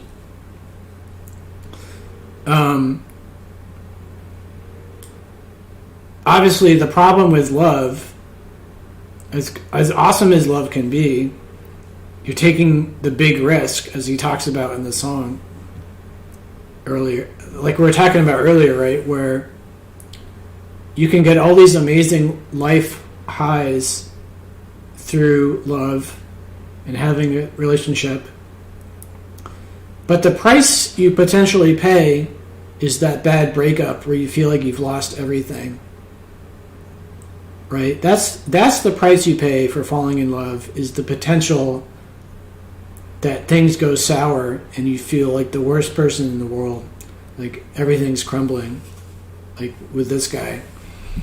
So that's the price you pay, right? And if you're not careful, if you take things for granted, especially, you might start losing her if you don't show her that you care, or whatever you're not doing.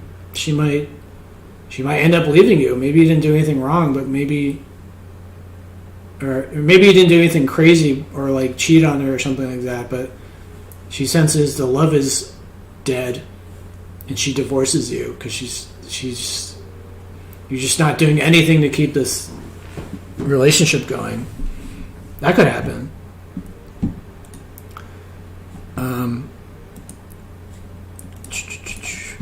Let's see. Leanne posted a link. Feel free to check that out, guys. All right, let's move on to the next track. And this will probably be our last one, potentially. We'll see. Track 4, Skeletons. Okay, let's see. Just making sure you can see it.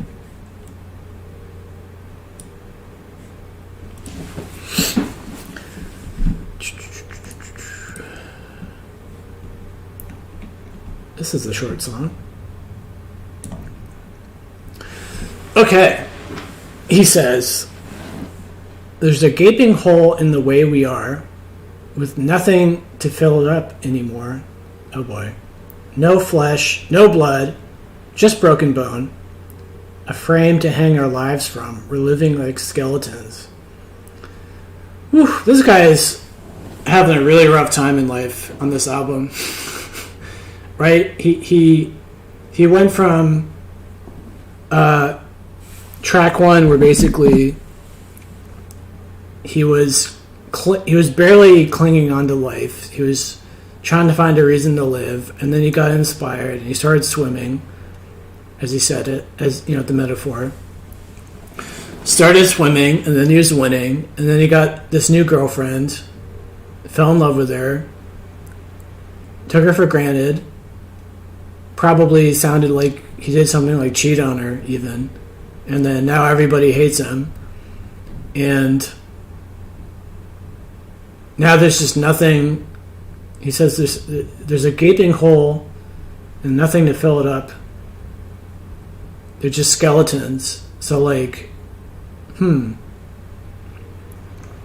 does that make you think of?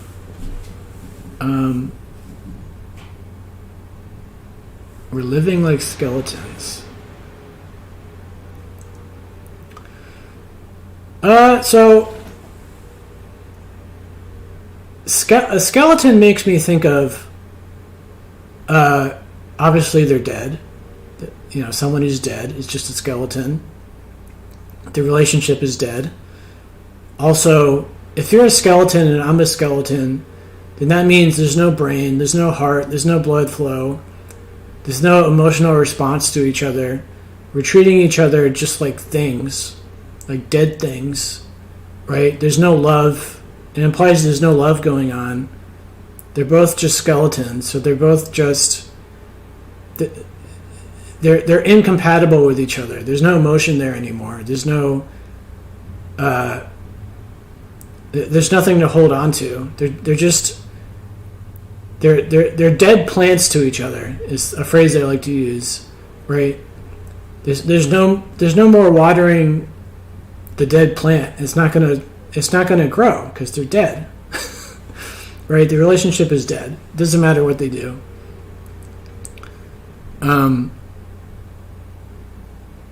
So he's realized that now to each other they're just skeletons, metaphorically, which means that there's nothing that can be done to revive the relationship that's now gone. And then this one says, stanza 2 says, won't somebody wake the dead in me? Won't somebody shake the dust off me? Give me water, give me bread. But don't get me up for dead. We're living like skeletons.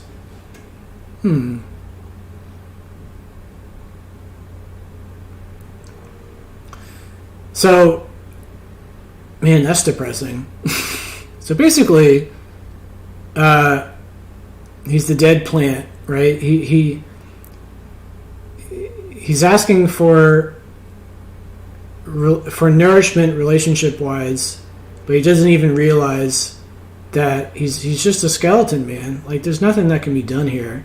There's no getting his body back, metaphorically. There's no reviving this relationship, not only with his ex, but with his ex's family and with his ex's friends that they both hung out with together, right?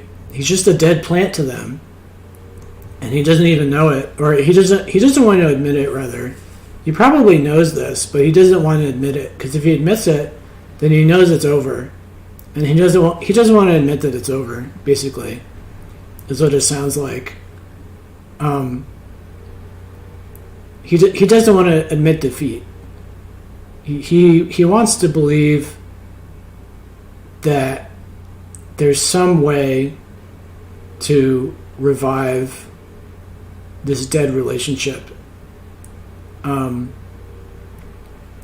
what it makes me think of. I can identify with that, right? It's pretty depressing. On one hand, it's depressing to realize that, but also possibly liberating. I'm actually leaning towards liberating, because it's liberating to realize that it's a dead plant. There's no point in, watering the dead plant, so to speak, because nothing's going to come out of it. So why worry about it? In other words, why worry about something you can't do anything about? Right? It sucks to realize that you've got a dead plant here, but in a way it's liberating. It takes it's like lifting. I'm trying to think of the phrase.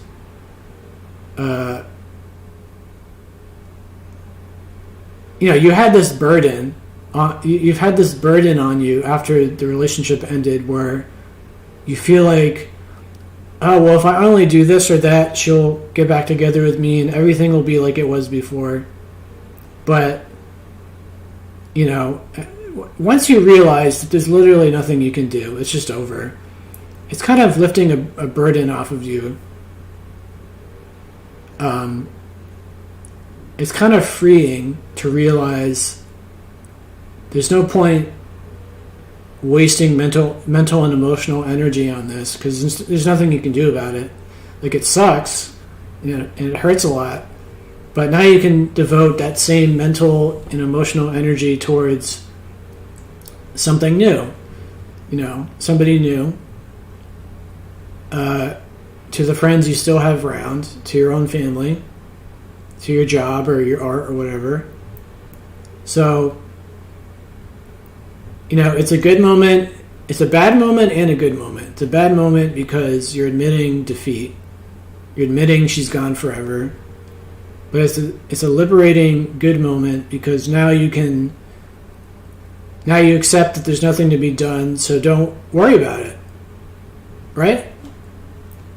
There's the phrase I like to use, if there's no problem, or if there's no solution, there's no problem. So it sounds like there's no solution here, in the sense of like there's no way to win her back. So there's no solution here. So if there's no solution, there's no problem. It's how I like to think about it. So that might sound obvious in a way, but a lot of people struggle, myself included, with it takes us, either we don't realize it ever, or it takes us way too long to realize that, well, there's no solution, so there's really no problem, and why waste my mental and emotional energy on this situation, whatever it is, right? Like for me, I have an issue with like let's say I go to like a cafe and I try to make friends with somebody and they're not interested for whatever reason. So I might initially take that as like, oh, well, I did something wrong, or I didn't do something, and so therefore that's why they don't want to be my friend. When the reality could just be that we just have no chemistry. We have no friendship chemistry. And it's not anything I did or didn't do. It just wasn't meant to be.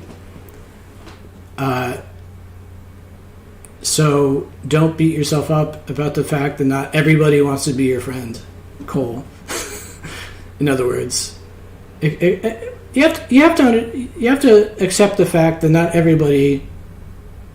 Well, let's go even deeper. You have to accept the fact that not everybody's going to like you, let alone want to be your friend. So the sooner you accept that, the easier it is to deal with certain situations. Anyways, Brad says the bass line is so prominent throughout the record. Definitely. Leanne says the bass line is lush. Yeah, it's so good. Leanne says I hang in the hookah bar, right? I used to. I don't so much anymore.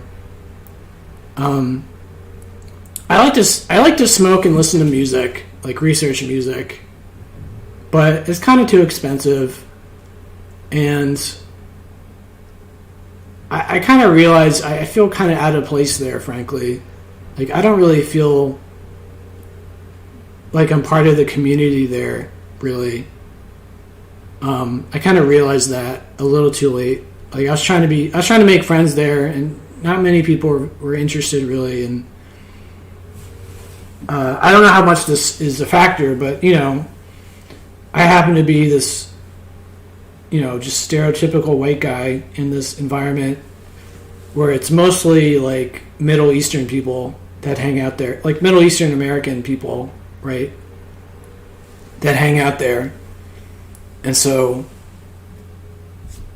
I don't know if that had anything to do with anything, but it kind of feels like that was a little part of it, of like I was encroaching on their thing, right? Like, this is their thing, and here's this stereotypical white-looking guy encroaching on our thing.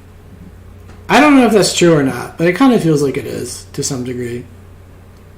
Anyways, Brad says, on the other hand, you wouldn't want to be everyone's friend either. Well, that's the deeper revelation. I like that, Brad. So, for example, certain people that go to the hookah place are kind of like the cool guys, right? The young cool guys. They're good looking and they work out and everyone loves them and they're always partying with each other. And part of me is like, man, I wish the cool guys wanted to be my friend. But then I realized kind of recently that do I even want to be their friend, really? Like, I kind of really started to think about the actual person behind this quote unquote cool guy image. And it's like, well, do I even really want to be like this guy's best friend? Like, I'm not saying they're a bad person or anything. I'm just saying that, like, we're just so different. It's like, you know, yeah, you have to accept that not everybody is the same, right? Which is obvious. So if people are different from each other, then, you know, there's certain kinds of people that you'd rather be friends with. It's not that you don't dislike the other people. Or, I mean, it's not that you dislike the other people. It's just that you kind of realize that you're not meant to be friends with everybody. Anyways, Leanne says, the first video I saw, the Tame Impala review, I was like, I had a friend like this down the block.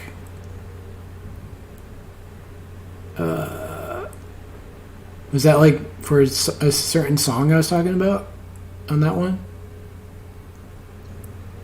Leanne says, side A is so good. I don't think side B was as good. Yeah, I kind of agree with that.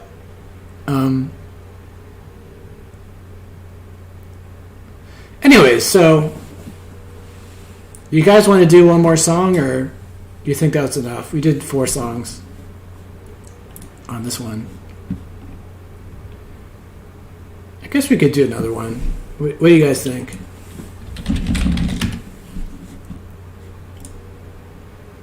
Let's see.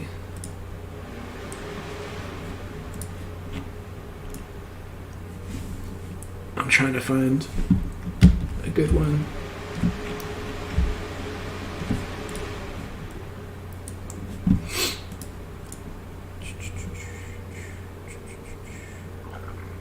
I guess we could do one more.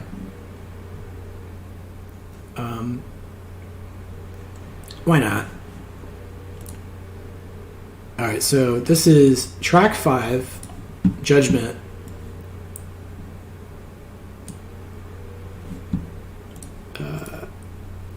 Leanne says, I wish I had a friend like this down the block, I meant. What do you mean? Brad says, I've got like a half hour. Leanne says, one more for the road because lyrics are easy. Alright, well, let's talk about this one. Alright, he says, I can't tell, it's now or never. If we don't act now, it could be now and forever. Ooh. The moment is near, the moment of truth. But just what scared the life out of you? That's pretty dark. Let me think about this. I can't tell, it's now or never. Kind of sounds like he is now interacting with his ex, and he feels like he's got to say the right thing to win her back here. This now or never. This is his last chance to patch things up and win her back. Otherwise, you know, it's now and forever, which means that if he doesn't take this opportunity to patch things up, then she's gone forever. So that's how he feels. He feels like he can still win her back somehow if he just says the right thing or does the right thing. But then he says, the moment is near, the moment of truth, but just what scared the life out of you? That's creepy. So it kind of sounds like, this is the moment of truth for him. But what that makes me think of is he really thinks this is going to work. He really thinks he's figured it out. He knows exactly what to tell her. And she's definitely going to win. She's definitely going to go back to him after this. But the reality was, to her, he looked like some crazed guy. He looked totally crazy. He probably was acting really crazy, and he looked totally crazy and scared the life out of her. So it sounds like, in his mind, he's like, oh, this is the moment of truth. I figured out what to say. I'm going to win her back. But the reality is, like, he's just, like, out of his mind and doesn't even realize it. And she's looking at this guy like, oh my God, is he going to murder me? Probably. That's what she's thinking. That's what this makes me think of. Is like, this guy is out of his mind now. Leanne says, I mean, the first video I saw of yours, I thought, I wish you lived on the... Oh, I gotcha. I know, right? I wish there were people in my real life that I see in person who seem to be interested in what I'm interested in. I mean, the reality is for me that, like, so far nobody that I've talked to about what I'm doing cares at all. Like, even the couple people who like music and they go to concerts and stuff, like, I know they've never even looked at my YouTube channel. Like, they know I have a YouTube channel and a website, and I know they just haven't even looked at either. So, like, it's fine. It sucks, but I'm not gonna, like, get mad about it. It's just the reality. That's all I'm saying. I'm not mad about it, but it is a little depressing that I haven't found anybody in real life yet, like, who lives near me, who is even slightly interested. But what are you gonna do?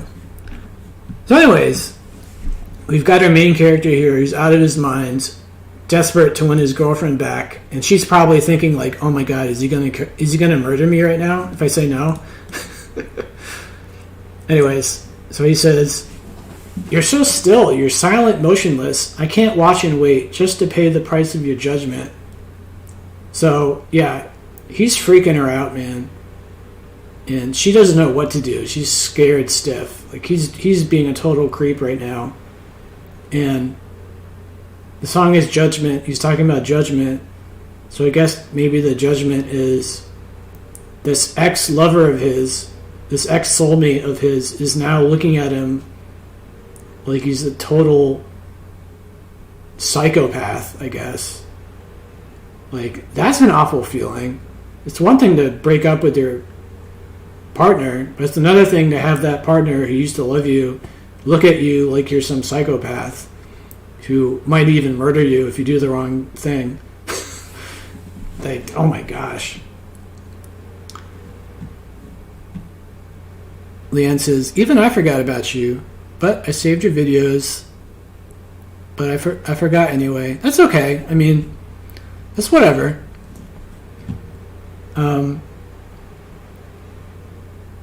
I mean, the thing that, so like I was saying before, I'm happy that anybody enjoyed any of the things I've put on the channel, or anything I've done. I'm happy that anybody got any amount of joy or entertainment out of it. And I know that there are people like you guys who enjoy what I'm doing. And so then the big question for me is, how do I find other people like you guys to how do I find other people like you guys and show them the channel and get them into it like you guys are into it, right? It's a marketing. In other words, like, how do I market what I'm doing?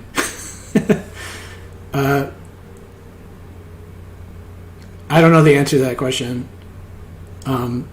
There's so many kinds of music appreciators / listeners, right? There's the active listeners, like we were talking about. There's the passive listeners. They're the people who only listen to one type of music, one genre. They're the people who only listen to the music they grew up with and then they stop. They're the people who only listen to the radio. They're the people who have a lot of curiosity and are constantly trying to find new music to like or check out. Leanne says, I just saved so much music. Oh my God.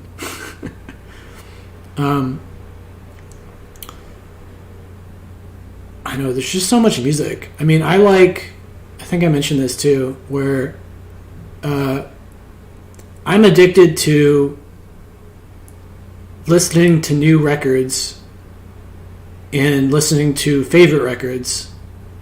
But the thing about the new records is I usually don't like what I listen to, so I'm more addicted to the newness aspect of it. Right? It's kind of like in song 1, he was talking about hope. So like when I listen to a new record, I have the hope. I hope that I like it, and I'm addicted to the hope aspect of it. Of like, man, I hope I love this record. I probably won't, but I might. Leanne says, I don't collect records anymore, so it'd be great to have a friend with LPs. I don't have a good sound system to appreciate my records. I just listen to. I used to listen to CDs, but now I just listen to Spotify, which is kind of sad. I mean, it sounds pretty much the same. But one day, hopefully, I'll have a house with a room where I can like blast music from my records. That'd be dope. Leanne says, maybe do a giveaway. Join other lives would help you, or maybe the popular LP route. So giveaways are a thing, right? Mr. Beast famously, the number one channel on YouTube, it's like all he does is giveaways, as far as I can tell. Right? Giveaways are an easy way to get people interested to some degree. So that also requires money. So that's something to think about. Then there's the popular LP route, which, I could talk about the new popular records of the day, like the Needle Drop or whatever. But I don't know, I could like do the lyric stuff for new albums, I guess. Even if I don't like the music, I could maybe just like do this, but for the lyrics and just like talk about them anyway. But like I was mentioning last week and the week before, I don't like reacting to new records really because, well, first of all, there's a lot of pressure on me to be entertaining, which means that I'm not using my entire brain to like critique the music. Part of my brain is focused on interacting with chat and being entertaining. So in other words, I don't fully get the record the first time. Like if I were to listen to it on my own, I'm like fully concentrated on it, and I feel like I do a much better job critiquing it, quote unquote, than doing it live. So there's that. And then there's the fact that I don't like being negative anymore. And usually I don't have a lot of positive things to say, apparently, when I do reactions. So that's not fun for me. Anyways, Brad says, I've sent the channel to as many high-profile people on Twitter. You sent my channel? Oh my goodness. Well, I appreciate that, if that's what you mean. Brad says, it's hard. I've done the same with my cousin's punk band, The Liabilities. I like that name. They're a band that should be as big as bands like NoFX. That's how you say that band, right? NoFX? I mean, oh my gosh. Like I was saying earlier, how if you're an artist, to get even one person to listen to your song is like a triumph, in my opinion. So here I am. How lucky am I? I've got Brad and Leanne here and whoever else is watching. Joe was here for a bit. Giorgio, Lisa. You know, how lucky am I that you guys are hanging out, listening to the records and enjoying yourselves.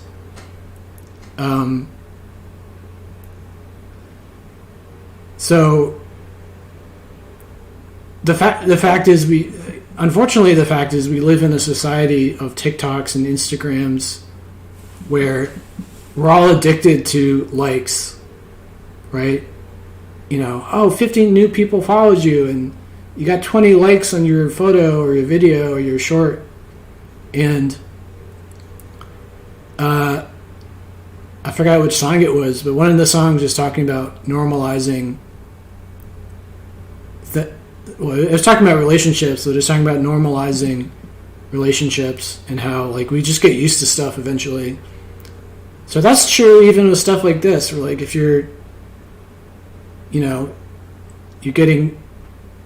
let's say you get 2 likes on your video and you're like, oh wow, I got 2 likes on my video, that's awesome.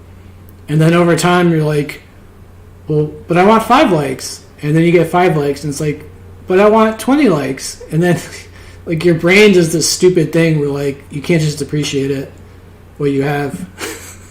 Everybody does this. Anyways, Brad says, The Liabilities are an offensive British punk rock band, melodic fast punk. I have to check them out. Hold on, let me type that down. The Outsiders, the Liabilities. Liabilities.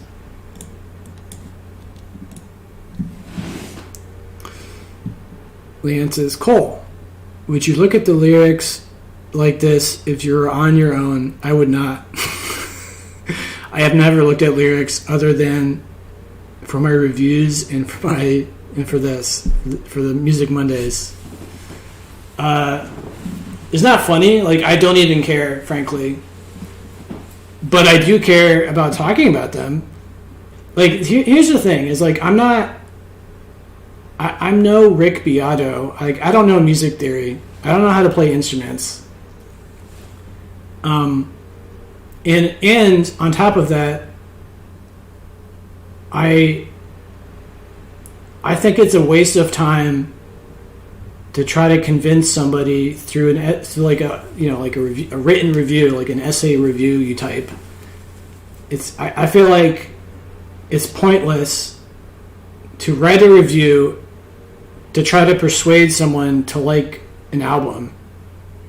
I feel like that's a completely pointless thing. Now, you may disagree with that, but to me, it's a matter of you listen to it, you know, like, and you're focused. You're listening to the song I recommend, and you're focused.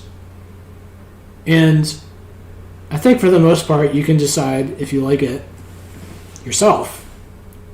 You know, maybe it might grow on you. Maybe you dislike it at first and it grows on you. That's could happen. But, like, I've never read a review of, like, an album and then decided and went from I hated it to I loved it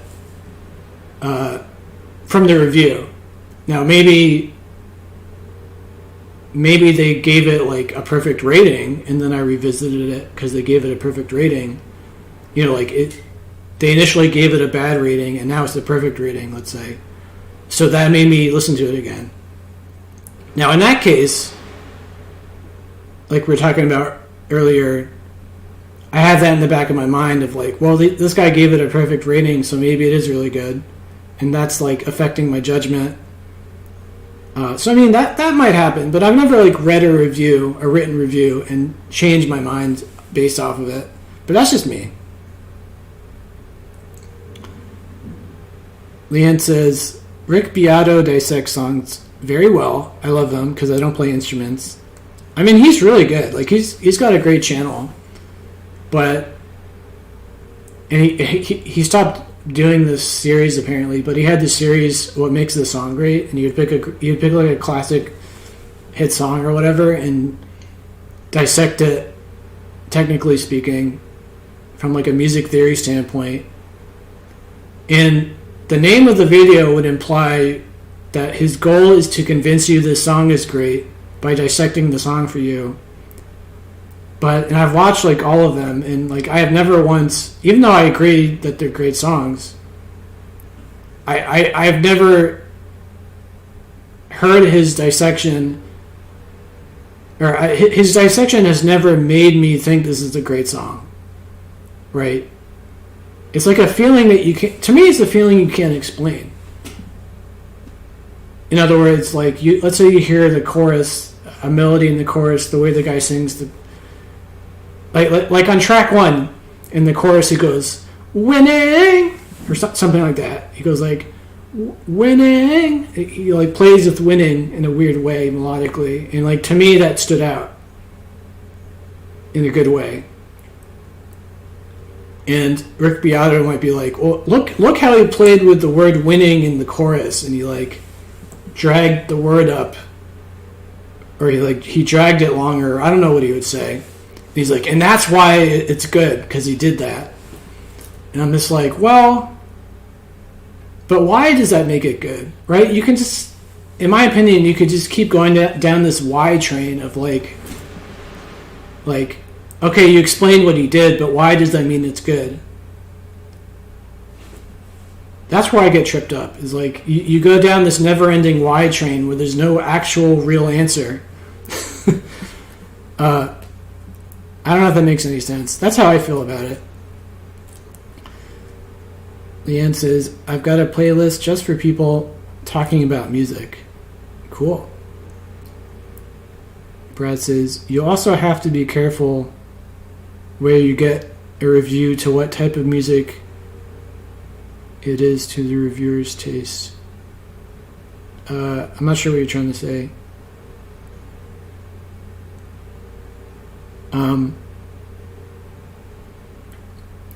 Also, sort of related to what you just said is you got me thinking about, what I would look for in a song is not what everybody looks for in a song, right?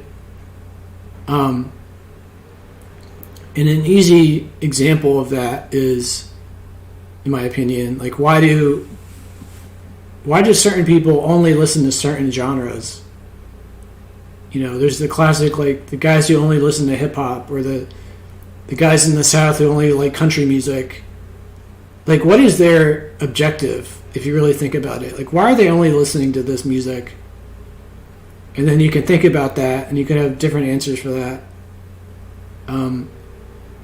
I strongly believe that one of the answers to that question is a sense of community, right? For example, this is not a genre, but the Needle Drop guy mostly talks about brand new music. A lot of hip hop, but all kinds of music. Now, what's he doing? What's the heart of what's he doing? What is at the heart of that? To me, he's engaging a certain community. The community being new music, the people who are interested in new music and want to be able to talk about new music with other people who also are interested in new music. And that's like a sense of community, right? And there's a sense of community for people who only listen to like metal or like electronic music or whatever. In my opinion, I could be wrong, but this is how I look at it. It's like there's a sense of community there that's easier to get into. Whereas, like, I think about my own channel, my own website, and I don't know what the community is for what I'm doing. Right? Because I do different decades and I do different genres. Right? So, like, what exactly is my community? That's the question.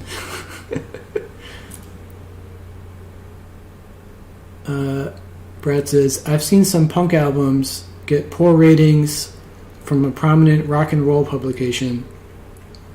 Yeah, I know what you mean. Like, I mean, not everybody is interested in every type of music, right? And there's nothing wrong with that, but that's just kind of a reality where, yeah, like a rock and roll publication. I mean, punk music is relatively similar, you could say, to rock and roll.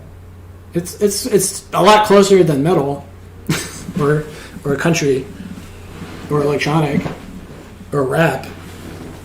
But yeah, I mean, is a metal publication gonna give a rap album the same love? Probably not.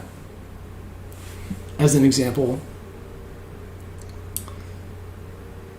Leanne says, Contact the Fact, I think, is the best. It showcases that juicy bass line, and the vocals and lyrics are dead sexy. Yeah, Brad saying the punk album got a bad review from the rock and roll publication. But from the punk publication, it got a great review.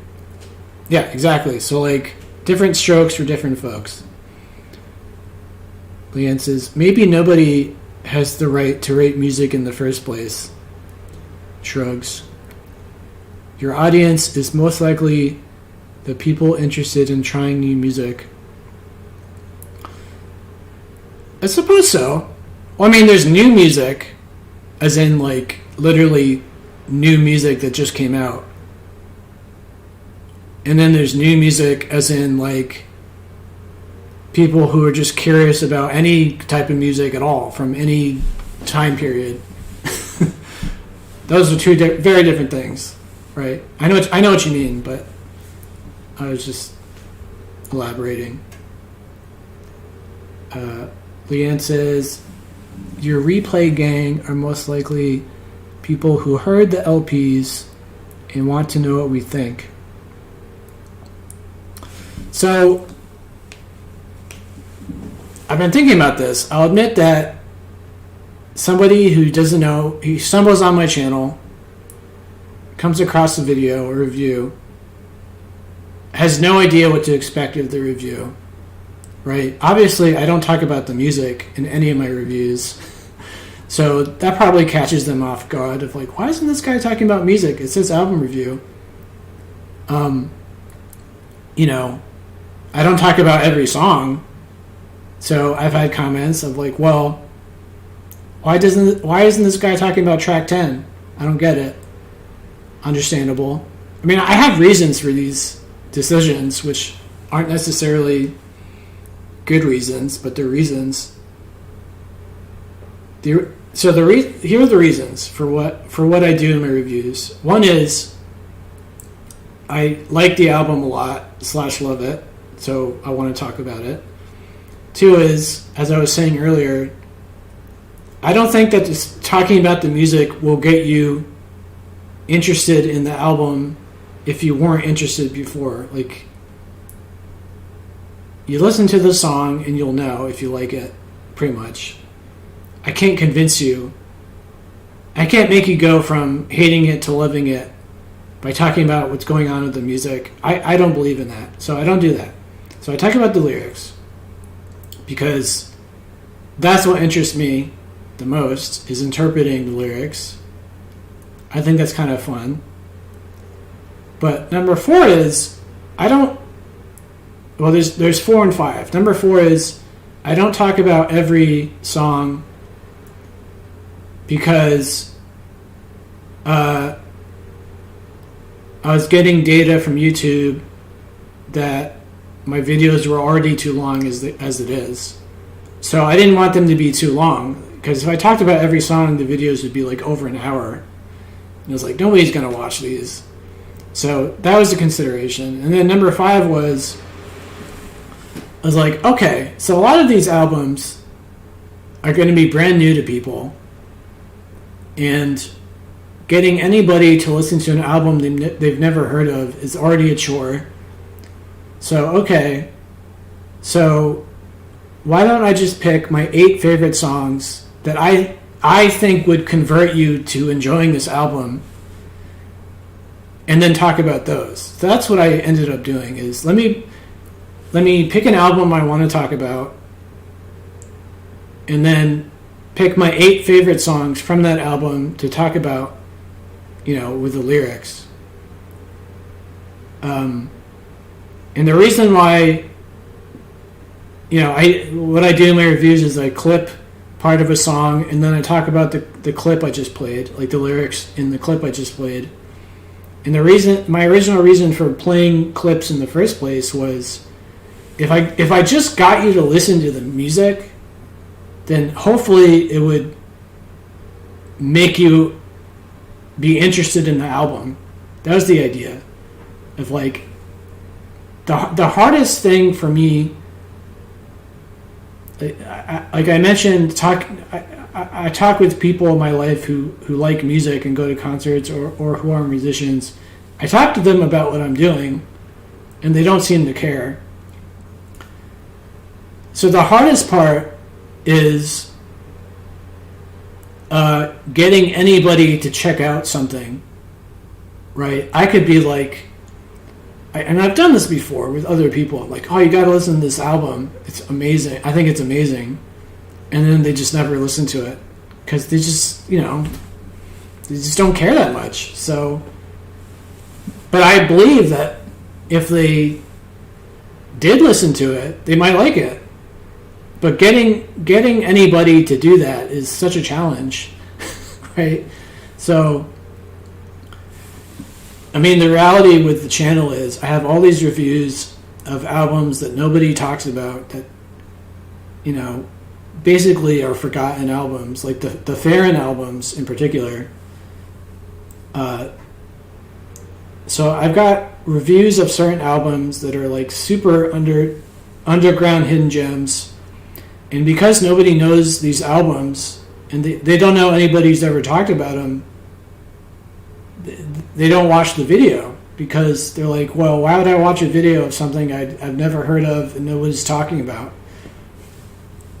Which makes sense. I'm guilty of that.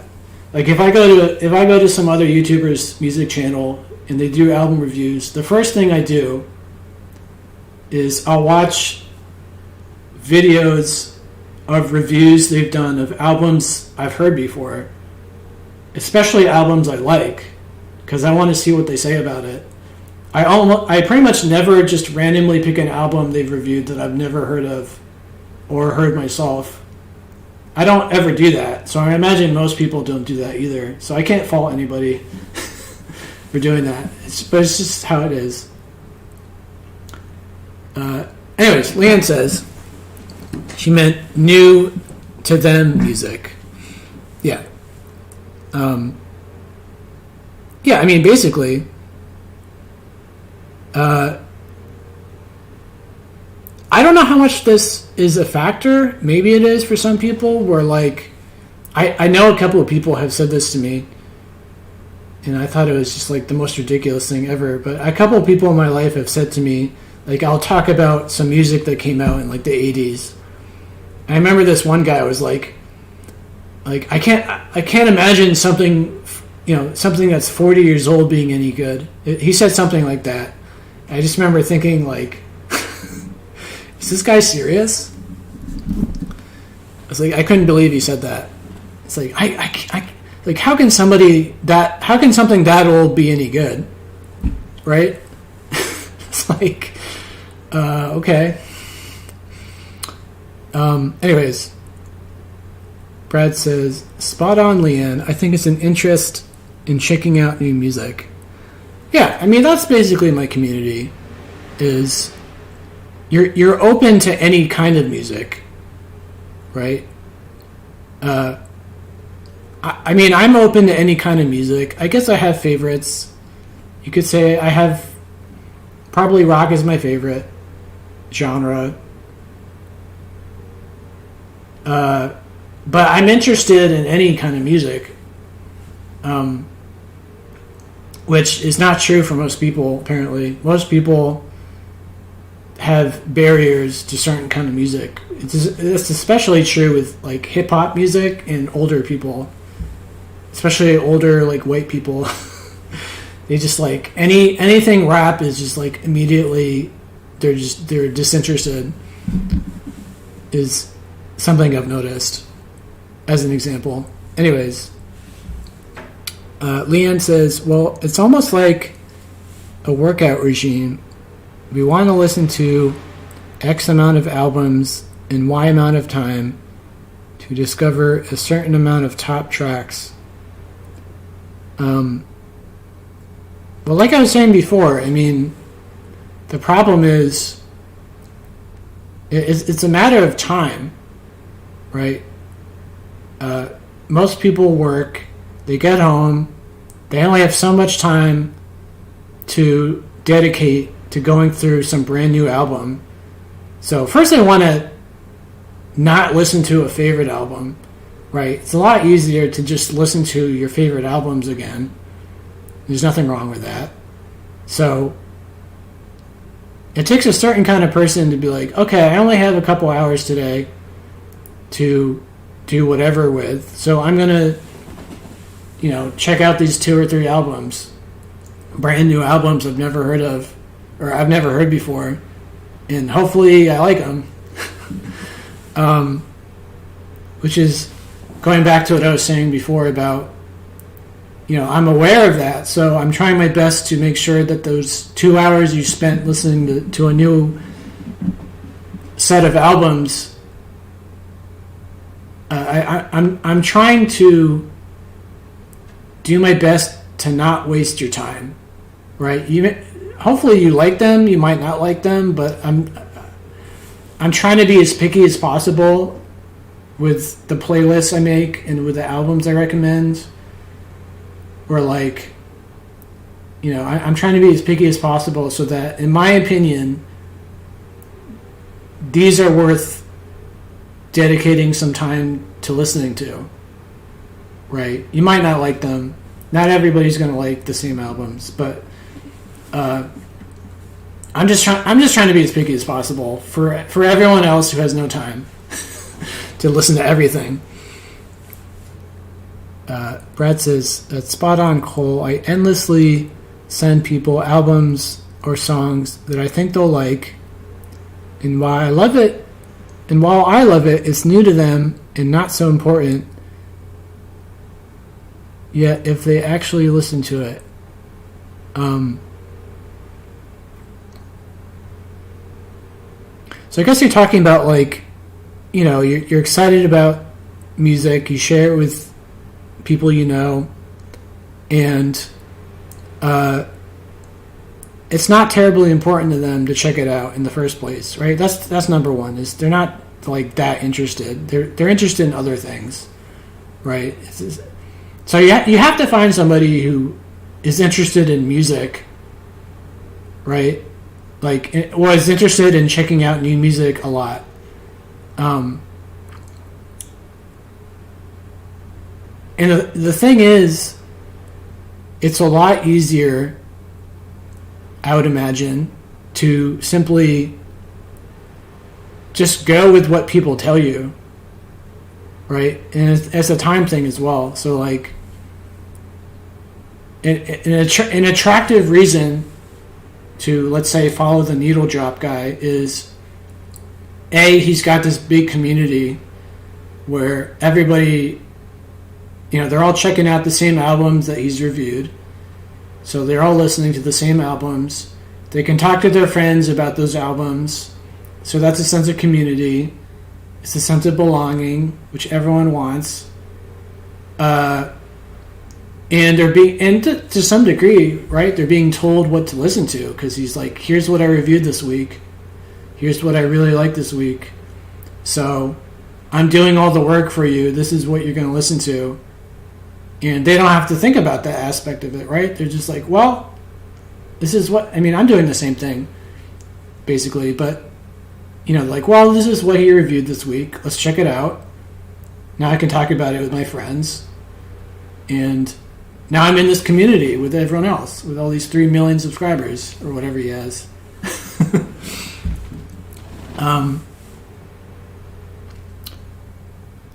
Anyways, Leanne says, just market it like a book club. We have goals to reach.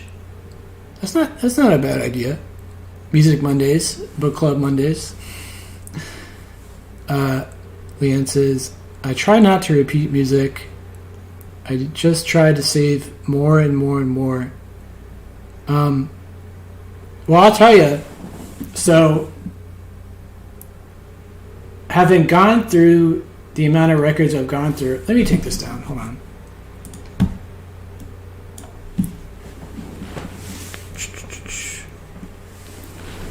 So, having gone through the amount of records I've gone through, it really makes me appreciate the records I do like, that I know I like. Because, man, oh man. Like, literally, the math on it right now is 98.5% of the time when I listen to a new record, I'm just bored by it. Or like, well, yeah, I'm bored by it. I'm disinterested. It doesn't do anything for me. However you want to put it. But then 1.5% of the time is apparently the current number. 1.5% of the time, man, oh man, it's like, I love it. It's like every second of the song just blows me away. And I just can't wait to listen to it again. And I have all these records, right? Here's one I was talking about earlier. Or The Sound, the album today, or last week's album. Like, I have a bunch of albums. I have hundreds of albums that I love listening to over and over again. And it's a lot easier to appreciate that when every day I keep going through brand new albums and not liking any of them really. That helps me to appreciate the ones I do like way more. I'm just so happy I found any I like. Like, my mom will make fun of me. It's like, I'm shocked that you liked anything. You know, she'll say that as like a joke. Like, I'm surprised you like anything the way you talk about it.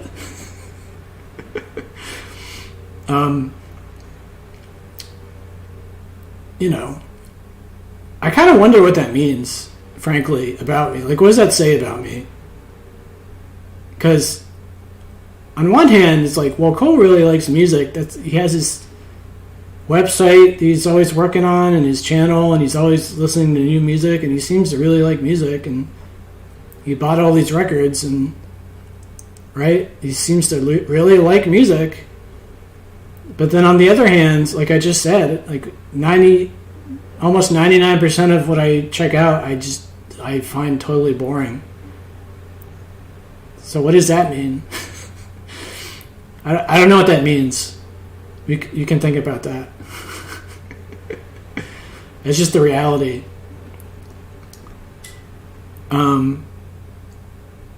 Anyways. Okay, let's go finish this song. Alright, he says, I will push at the powers that be. I will pull you close to me, and if I fall, I go gracefully. No regrets. Don't pour your pity on me.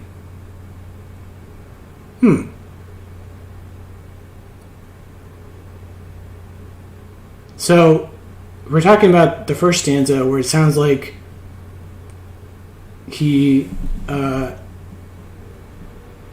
It's the moment of truth, and he thinks he's found the right words to win her back, but in reality, he looks crazy to her, like he's in a craze, and she's scared out of her mind. That's what it felt like. But now he's like, he says, "If I fall, I go gracefully, no regrets. Don't pour your pity on me."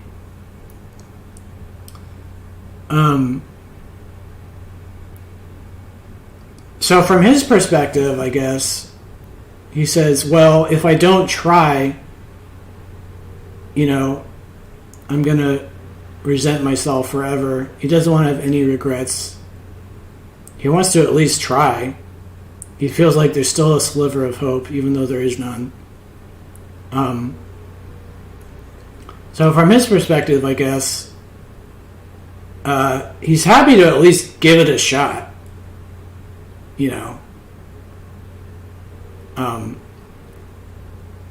But then he says, "Don't pour your pity on me." So he's implying that she pities him for being so love-struck and desperate. I guess that's making me think that he cheated on her, or something along those lines. Of he, in her mind, there's nothing he can do to make up for cheating on her. But I don't know. This is kind of weird. What do you guys think about the pity part? Don't pour your pity on me. That line kind of makes that kind of confuses me a little bit. It says, "If I fall, I go gracefully, no regrets."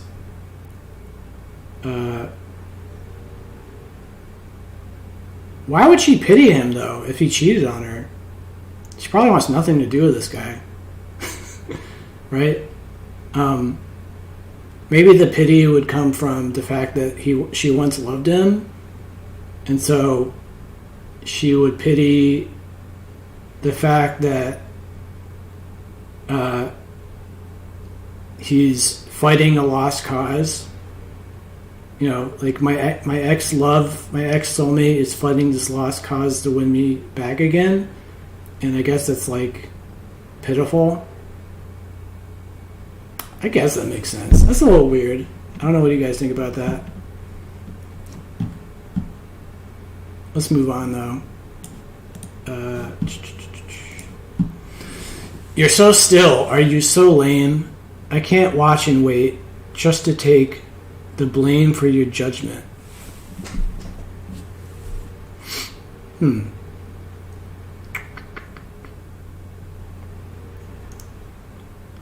Can't watch and wait. So that makes me think that if he's watching and waiting, that implies that he thinks there's a chance she'll forgive him and come back to him. Brad says, "If he falls, don't pity him." Well, I guess he doesn't want to feel like he's being pitied, or however you say it.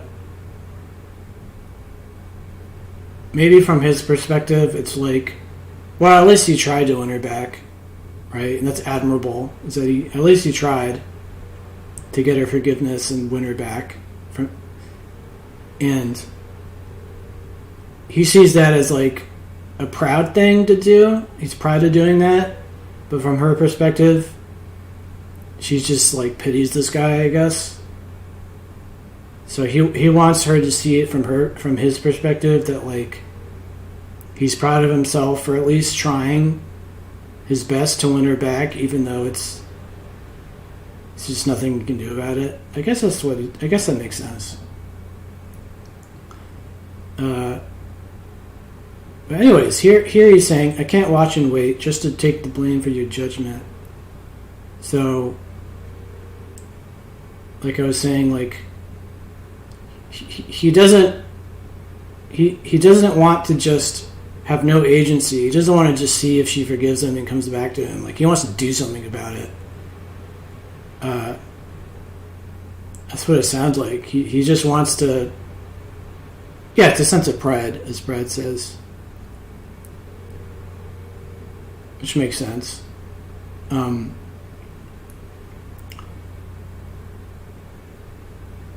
Yeah, he wants to... He wants to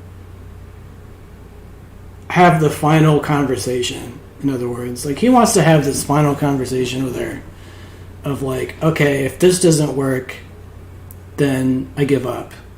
But at least he tried, and he's proud that he tried, even if, you know, the chances were slim to none that they'd get back together. He wants to at least know that he did something.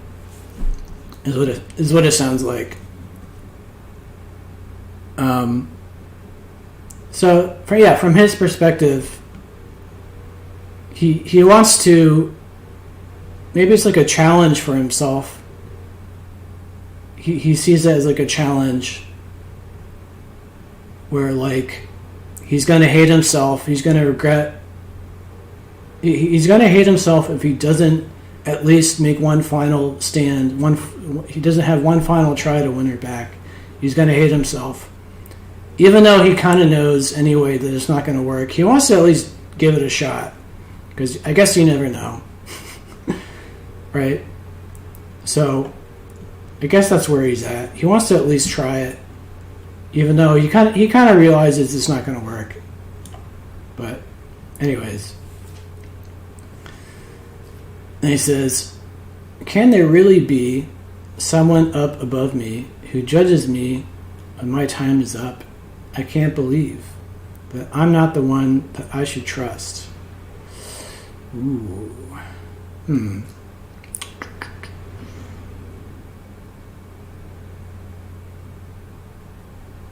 I can't believe that I'm not the one. Oh, okay. I kind of like this. Well, it makes me think of, like, he thinks he's doing the right thing. Maybe. He's trusting his instincts, but his instincts, as judged by God, are wrong. I guess that's what he's talking about. Like, he's doing what his gut is telling him to do, but what his gut is telling him to do is the wrong thing to do according to God, I guess. Brad says, does he feel he's given up under judgment?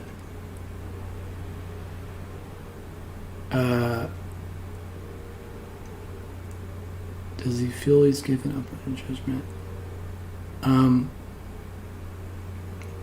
Maybe he doesn't respect her judgment. Like, she wants nothing to do with him because of whatever he did.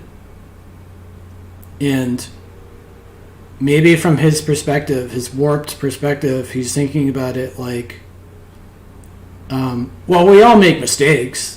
I'm not perfect. Like, if she could only see that I'm not perfect and we all screw up sometimes, and she'll find a way to forgive me because, you know, who is she to judge? I'm sure she's done things before that she regrets and has tried to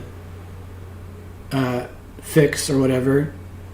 You know, we all screw up. Maybe from his perspective, he's thinking like, well, we all screw up now and then. That doesn't mean we're bad people, and that doesn't mean we can't be together. Like, can't you just see that I screwed up one time and, you know, I'll be better from now on, and I've learned from my mistakes. But her judgment, I guess, is like, maybe her judgment is too intense for him to handle. It's like, he from his perspective, he's like, well, people screw up, but we can always better ourselves. But from her perspective, it's like, well, you had one chance, you did the one thing that I'm not going to stand for. Let's say you cheated on her, I guess. So you cheated on me once, and that's it. I'm done with you. I don't know what he did, but let's say that. So her judgment is final, and there's no wiggle room.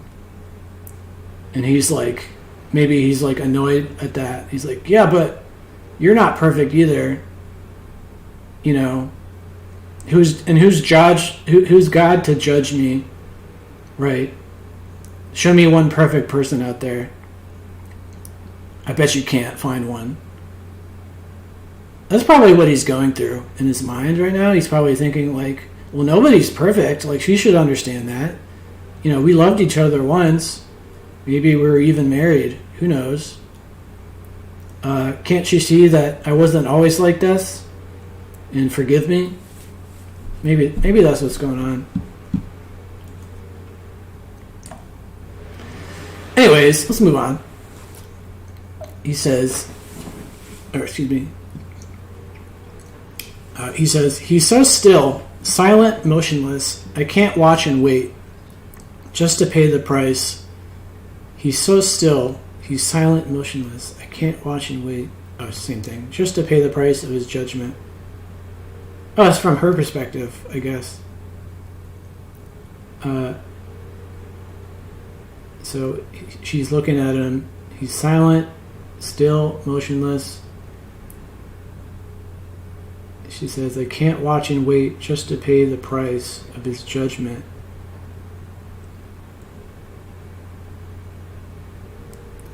So now maybe, like I was just saying, like now maybe from her perspective, he's like twisting it around and making her to be the bad guy. And she's the bad guy because she can't forgive him. So, he's in this crazed state of mind where he's like, if she can just understand that this won't ever happen again and that nobody's perfect, then she can forgive me and we'll move on and things will be like they were before.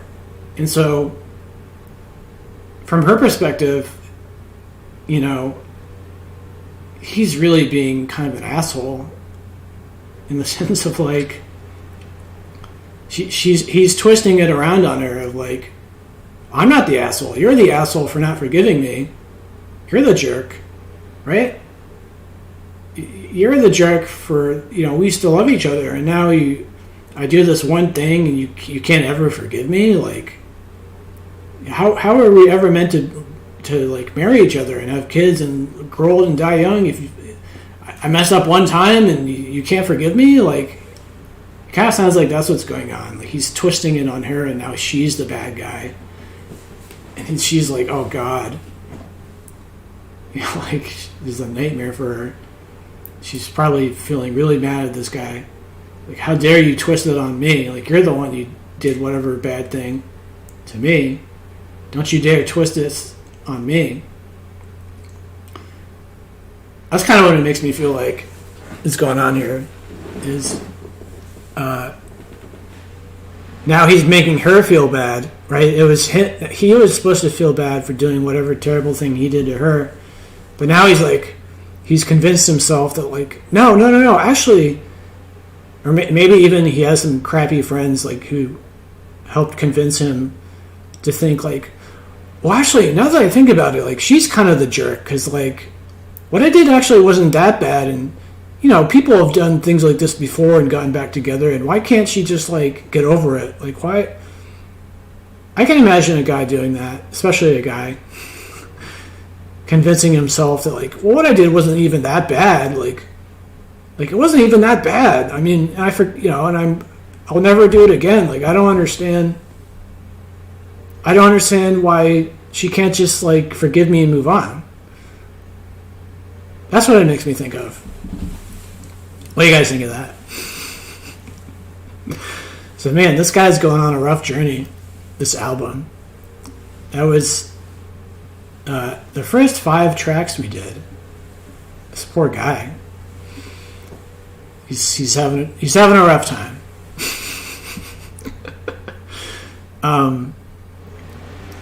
But anyways, so yeah, we can't do any more. It's going to be way too long of a video. It's already 1 a.m. Cole, Leanne says, how did you come up with the 3-star rating system? It took a while. So originally, I changed it last year, by the way. Originally, I had 10 out of 10 albums, which I called the best albums of all time on my thumbnails. Then I had like a second tier, which was like 8 out of 10s and 9 out of 10s, which I labeled great albums. Then I had, or good albums. And then I had 6 out of 10s and 7 out of 10s, which I labeled like decent albums. And those were my 3 thumbnails that I had. And I was never satisfied with that because it didn't really accurately portray how I felt. So, well, how I really felt was, well, I think they're all among the best albums I've ever heard, but some are just like consistently better than others, in my opinion. So, like, in particular, the 3-star ones are the ones that like really blew me away and were like, I could find almost nothing wrong with them. I mean, maybe like a couple minor things, but like in general, like not. They blow me away, and I find almost nothing wrong with them personally. And then you've got your 2-star records, where like 8 out of the 10 songs are like really good, and then the last 2 songs are like decent, but they're not so great per se. I mean, like you start getting into these gray areas, which are hard to describe, but I feel them strongly. Like I feel these gray areas very strongly, enough to like bother differentiating them. And then you've got your 1-star records where again, like I think they're really good. It's just that like there are enough songs that kind of like irk me a little bit in random ways that I just like, I don't feel comfortable giving them. I definitely don't feel comfortable giving them 3 stars. And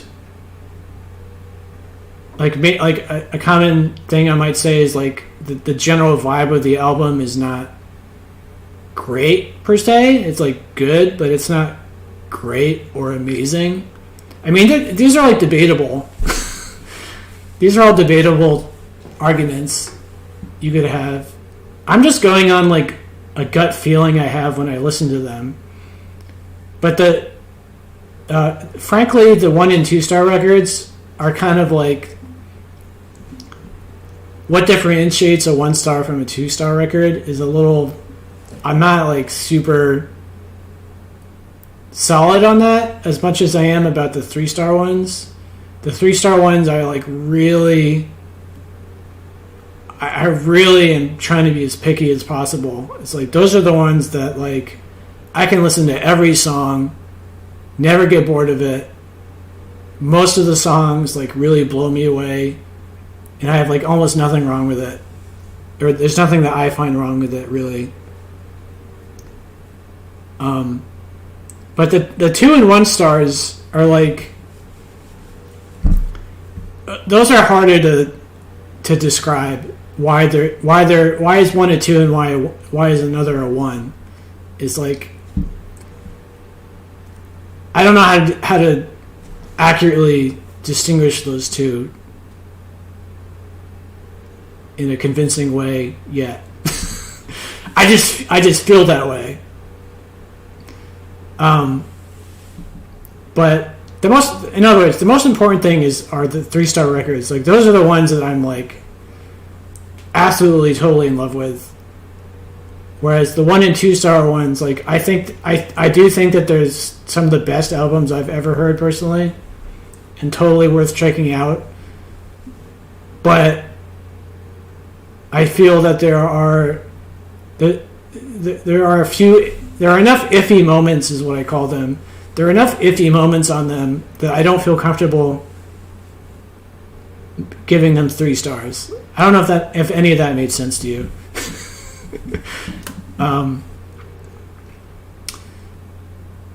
But there's like, I mean, I like the idea of a 3-star system because it reminded me of the Michelin star system, and also because in all my reviews I have my hat with the 3 stars on it. I thought that was kind of neat. It just happened to have 3 stars. And it just kind of worked out like that. But also,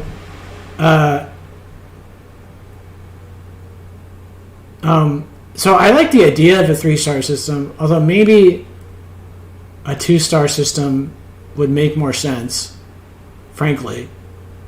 Like, the more I think about it, a 2-star system kind of makes more sense. Like, you're either like a top rating or you're like almost a top rating. Kind of makes a little bit more sense, but it's not as sexy as 3 stars to me. But anyways, I want you to listen to all of them. It's just like a priority list, right? Like I was saying before, you only have so much time to go through new records.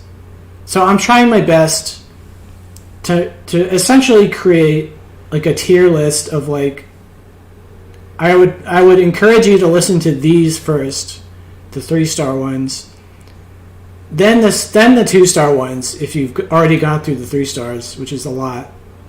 There's a lot of those. So like, okay, you've gone through all the 3 stars. Now I would encourage you to work your way through the 2 stars, which is another couple hundred records. Then the 1 stars. Like it's a priority list, basically. It's another way to look at it too. So, anyways, the records I definitely want. Like, I want you to listen to all of them. But if you only have so much time, then the 3-star ones are the ones that I would hope you listen to. Hope you go out of your way to listen to. Because those ones just blow me away every time I listen to them. Those are the records that made me fall in love with music in the first place. Essentially.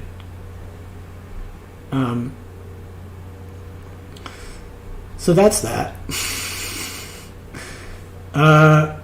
Okay, so next week. Let's talk about next week.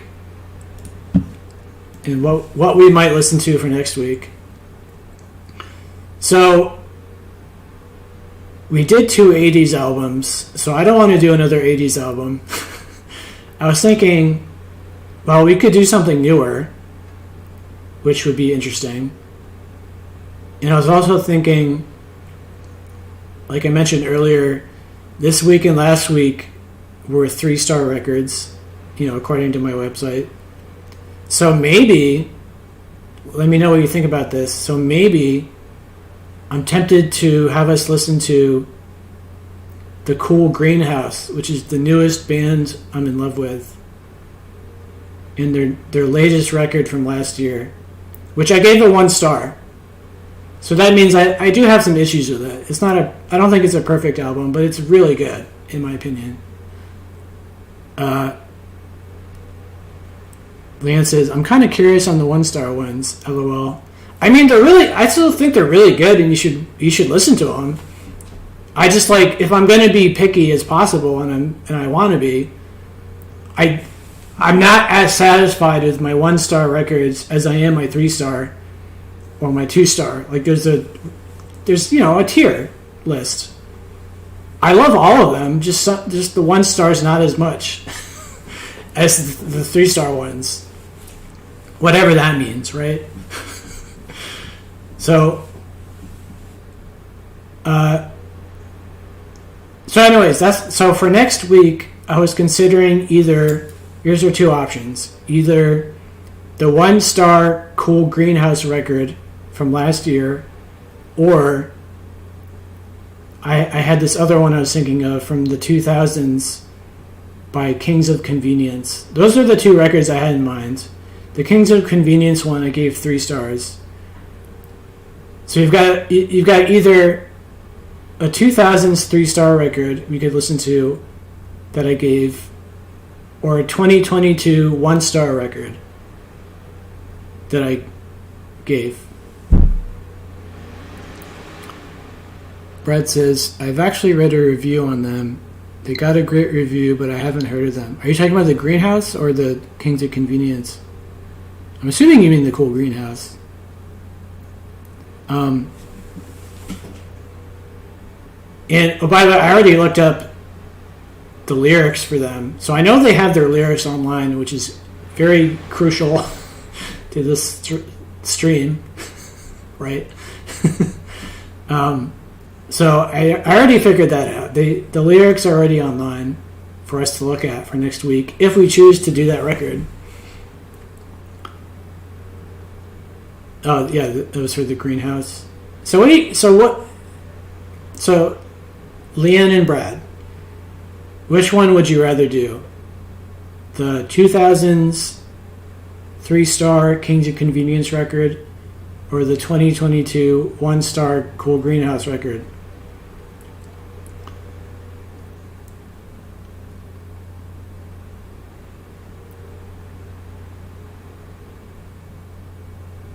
Brad says I'm up for that. Which one are you up for? I gave you 2 options. I mean, the thing is, like, I really like that band, this Cool Greenhouse band, and nobody seems to be talking about them. They have 2 albums, one from 2020 and one from 2022. I really like them. I really think they should be a bigger band than they are.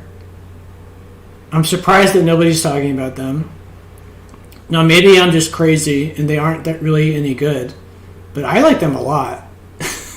I like both of those records a lot. So, and like I said, the lyrics are online, so we can talk about them, which is cool. So Brad votes for the Greenhouse record. What about you, Leanne? Which one would you rather do?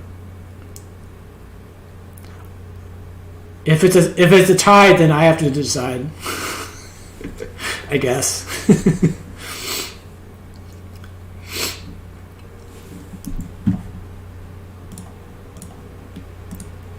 I'm assuming, Leanne, you're still there.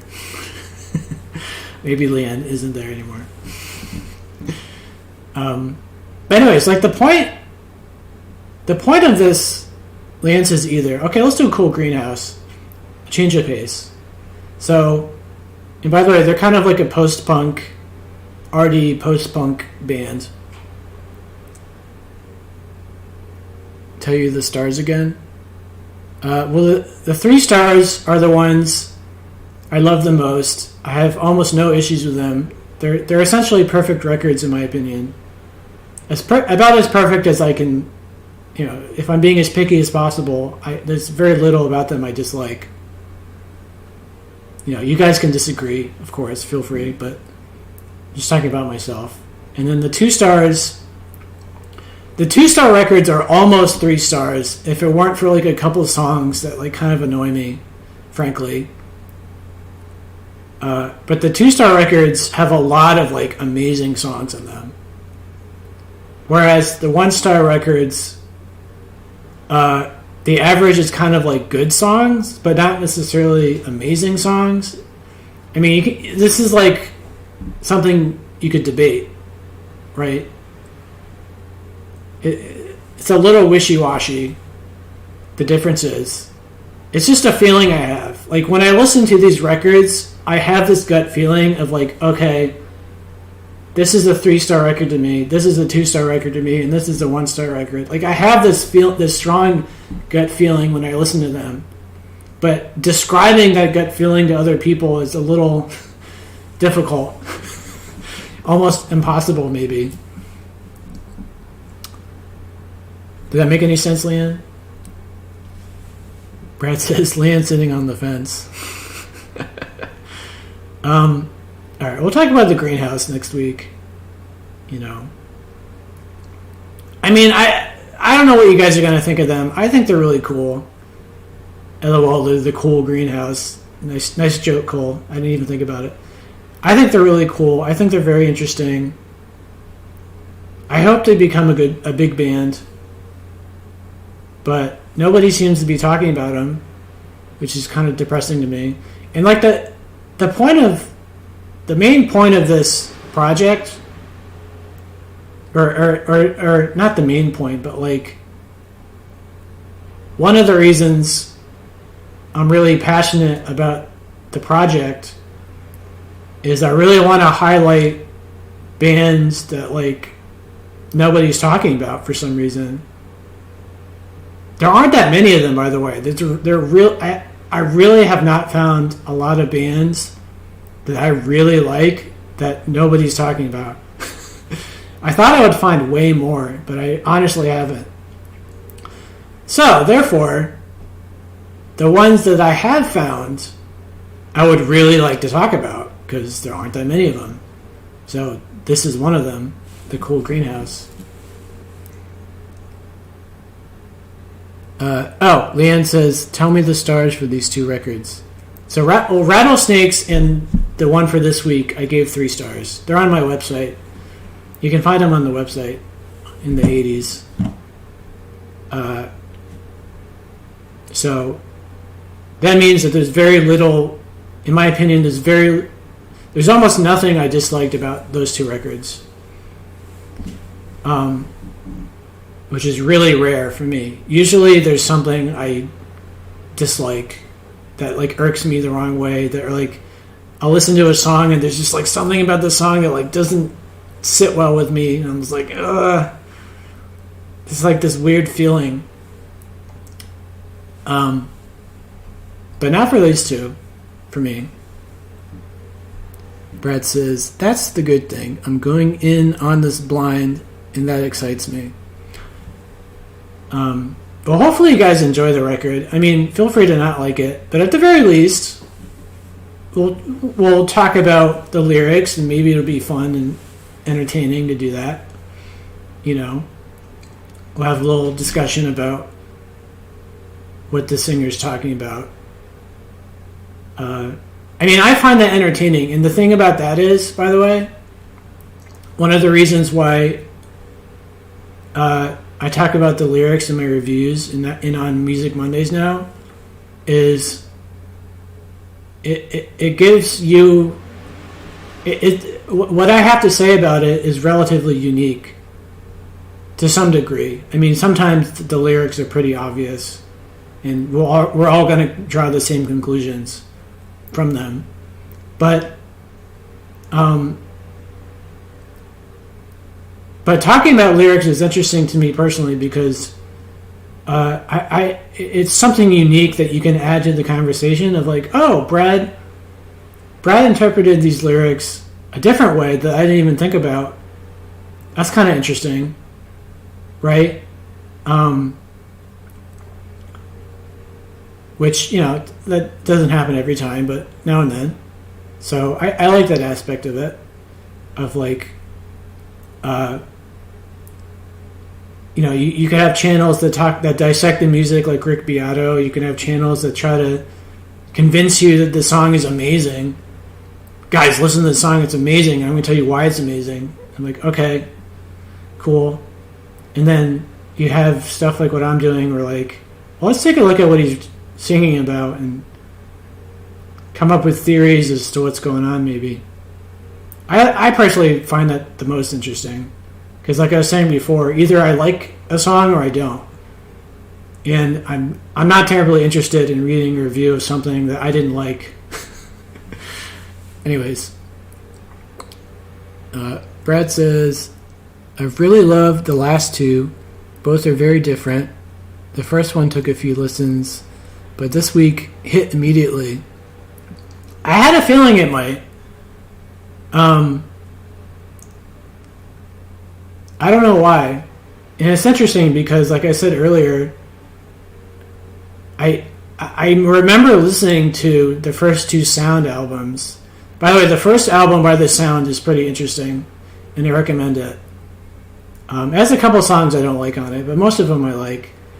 But I had listened to them before, like 2 years ago, and for some reason they didn't click with me. I don't know why. I must have been out of my mind. But then I listened to them again a couple weeks ago, and they finally clicked with me, and I was like, oh, thank God. Better late than never. Leanne says, agreed, Brad. Yeah, so anyway, Brad, your phone's probably dying, I imagine. And what is it, like 6 a.m.? I appreciate you guys hanging out. I really do. I'm glad anybody's enjoying anything I'm doing.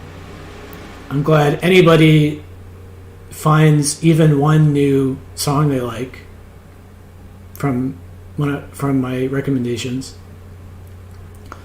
Have you guys checked out any of my playlists, by the way? Like, I have my decade playlist, and then I have like my, best of, whatever artist playlists. Like, here.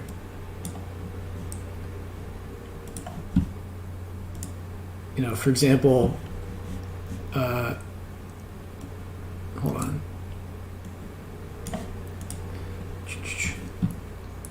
So here's Best of Eternal Summers. And it says minor.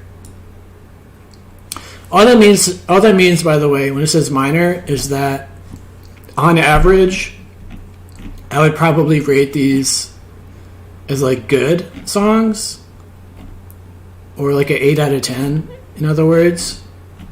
Whereas on average, like here's Big L. I love Big L. He's a rapper. But on average, I would rate these Big L songs as like 9s or 10s. Right? Or like Bob Dylan. On average, these are like 9s or 10s for me personally. So anything that says minor, these are debatable, you could argue. But at the moment, anything that says minor, on average, the songs I'd give like an 8 out of 10. If that makes any sense. So that's how that works. And then you have all of my decade playlists, which have a lot of songs, I will admit. So that could be potentially scary to newcomers, right? 879 songs is a lot. It's 58 hours for just one decade. But I still encourage you guys to check it out. I handpicked every song. I'm really proud of it. Hopefully, you might not like every song, but hopefully you do. Or some of them. But anyways. By the way, I'm still checking your playlist out, Brad. I appreciate you making it. I'm down 40. I'm 40 songs into it.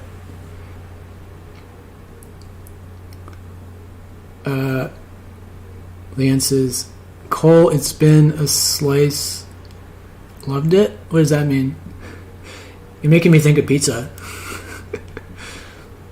On Spotify or where? They're on Spotify.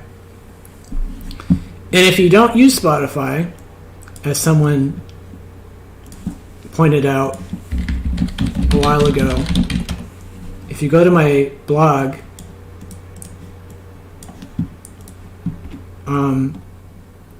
click on the playlist, Standout Songs. If you go here, it says my playlist written down. So I literally have written down every song in each playlist, just in case you don't use Spotify. So here's the 2020s. So I wrote down every song on my 2020s playlist, in case you have Apple Music or whatever. So that's a neat little feature. They're all on Spotify. I don't have Apple Music or whatever else is out there. But yeah, I would. So Brad, I would encourage you to. I kind of like the 90s one the most. Start with like the 90s playlist and just go through it. That'll take you a while. But that's probably my favorite one. if I had to pick a favorite one. I mean, I like all of them. They all have different things going on. I probably like the 80s and the 90s one the most. But they all have a lot of songs. They all average around 600-ish songs, except for my 2010s mix, which has like 350. That was kind of a rough decade for me in terms of like finding stuff to put on it. I feel like I'm missing a lot of good songs from the 2010s, and I just don't know what they are, but it is what it is. What am I going to do? So anyways, so yeah, let me type in the album for next week in chat. I'll make a official video premiere anyway. By the way, I want to show you the album cover for this album. It's so good.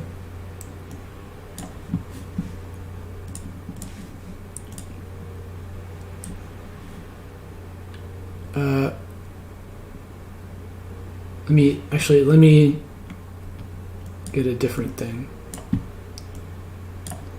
It's such a cool album cover. Even the first album they did has a pretty cool cover on it. Hold on, let me just type it in.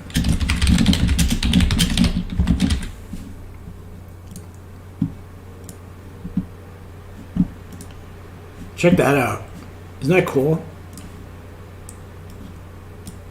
What do you guys think of that album cover? I think that's pretty awesome. I kind of want to buy it. Well, I will buy it eventually, but I don't need to buy it immediately. But I like it a lot.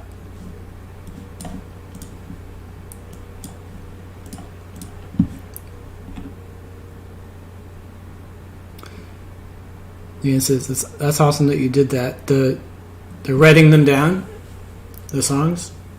I mean, it makes sense because, like, think about this. Like, I hadn't considered this until the guy mentioned it in a comment of, like, what happens if Spotify goes out of business or I lose my playlists?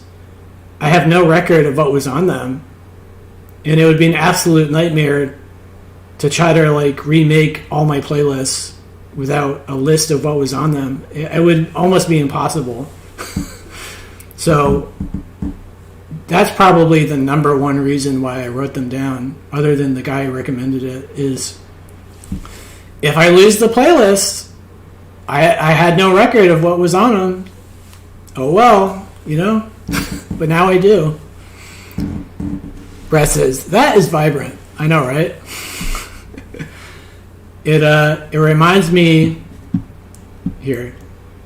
This reminds me of this other record that is another amazing record. Let me show you guys.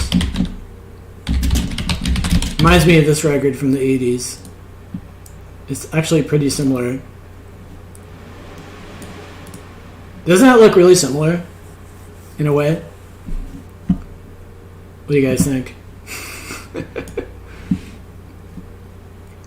That was Strange Times by the Chameleons, which is not on Spotify, unfortunately. It's one of my favorite records of all time. Thanks, Leanne, for the YouTube link. So, anyway, yeah. We should probably call it a night, call it a day. Hopefully you guys enjoyed our little breakdown of the first 5 songs. Hopefully it was interesting / entertaining / both of them / both of those. Brad sees the similarity. I mean, it's like, you know, it's sort of similar, I guess. They're both kind of surrealistic or whatever. And they had the border, right? One had the green border, the other had like a pink border, so they both bordered.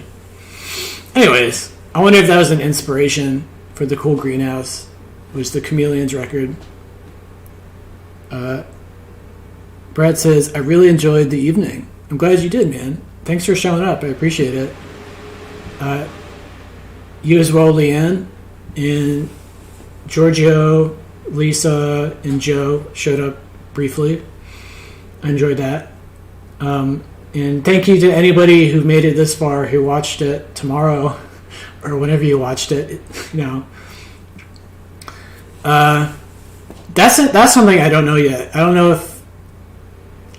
know who watched last week's video after I streamed it. If like anybody ever even did that. That would be cool, right? Imagine somebody watched all 4 hours of last week's video without being able to like chat and stuff. That's a compliment, in my opinion. Leon says, "Good night, gents. Until we meet again." All right, you guys. I really appreciate you hanging out. Hopefully you like the record for next week. It's okay if you don't. We'll have fun talking about it, I'm sure. But until then, have a good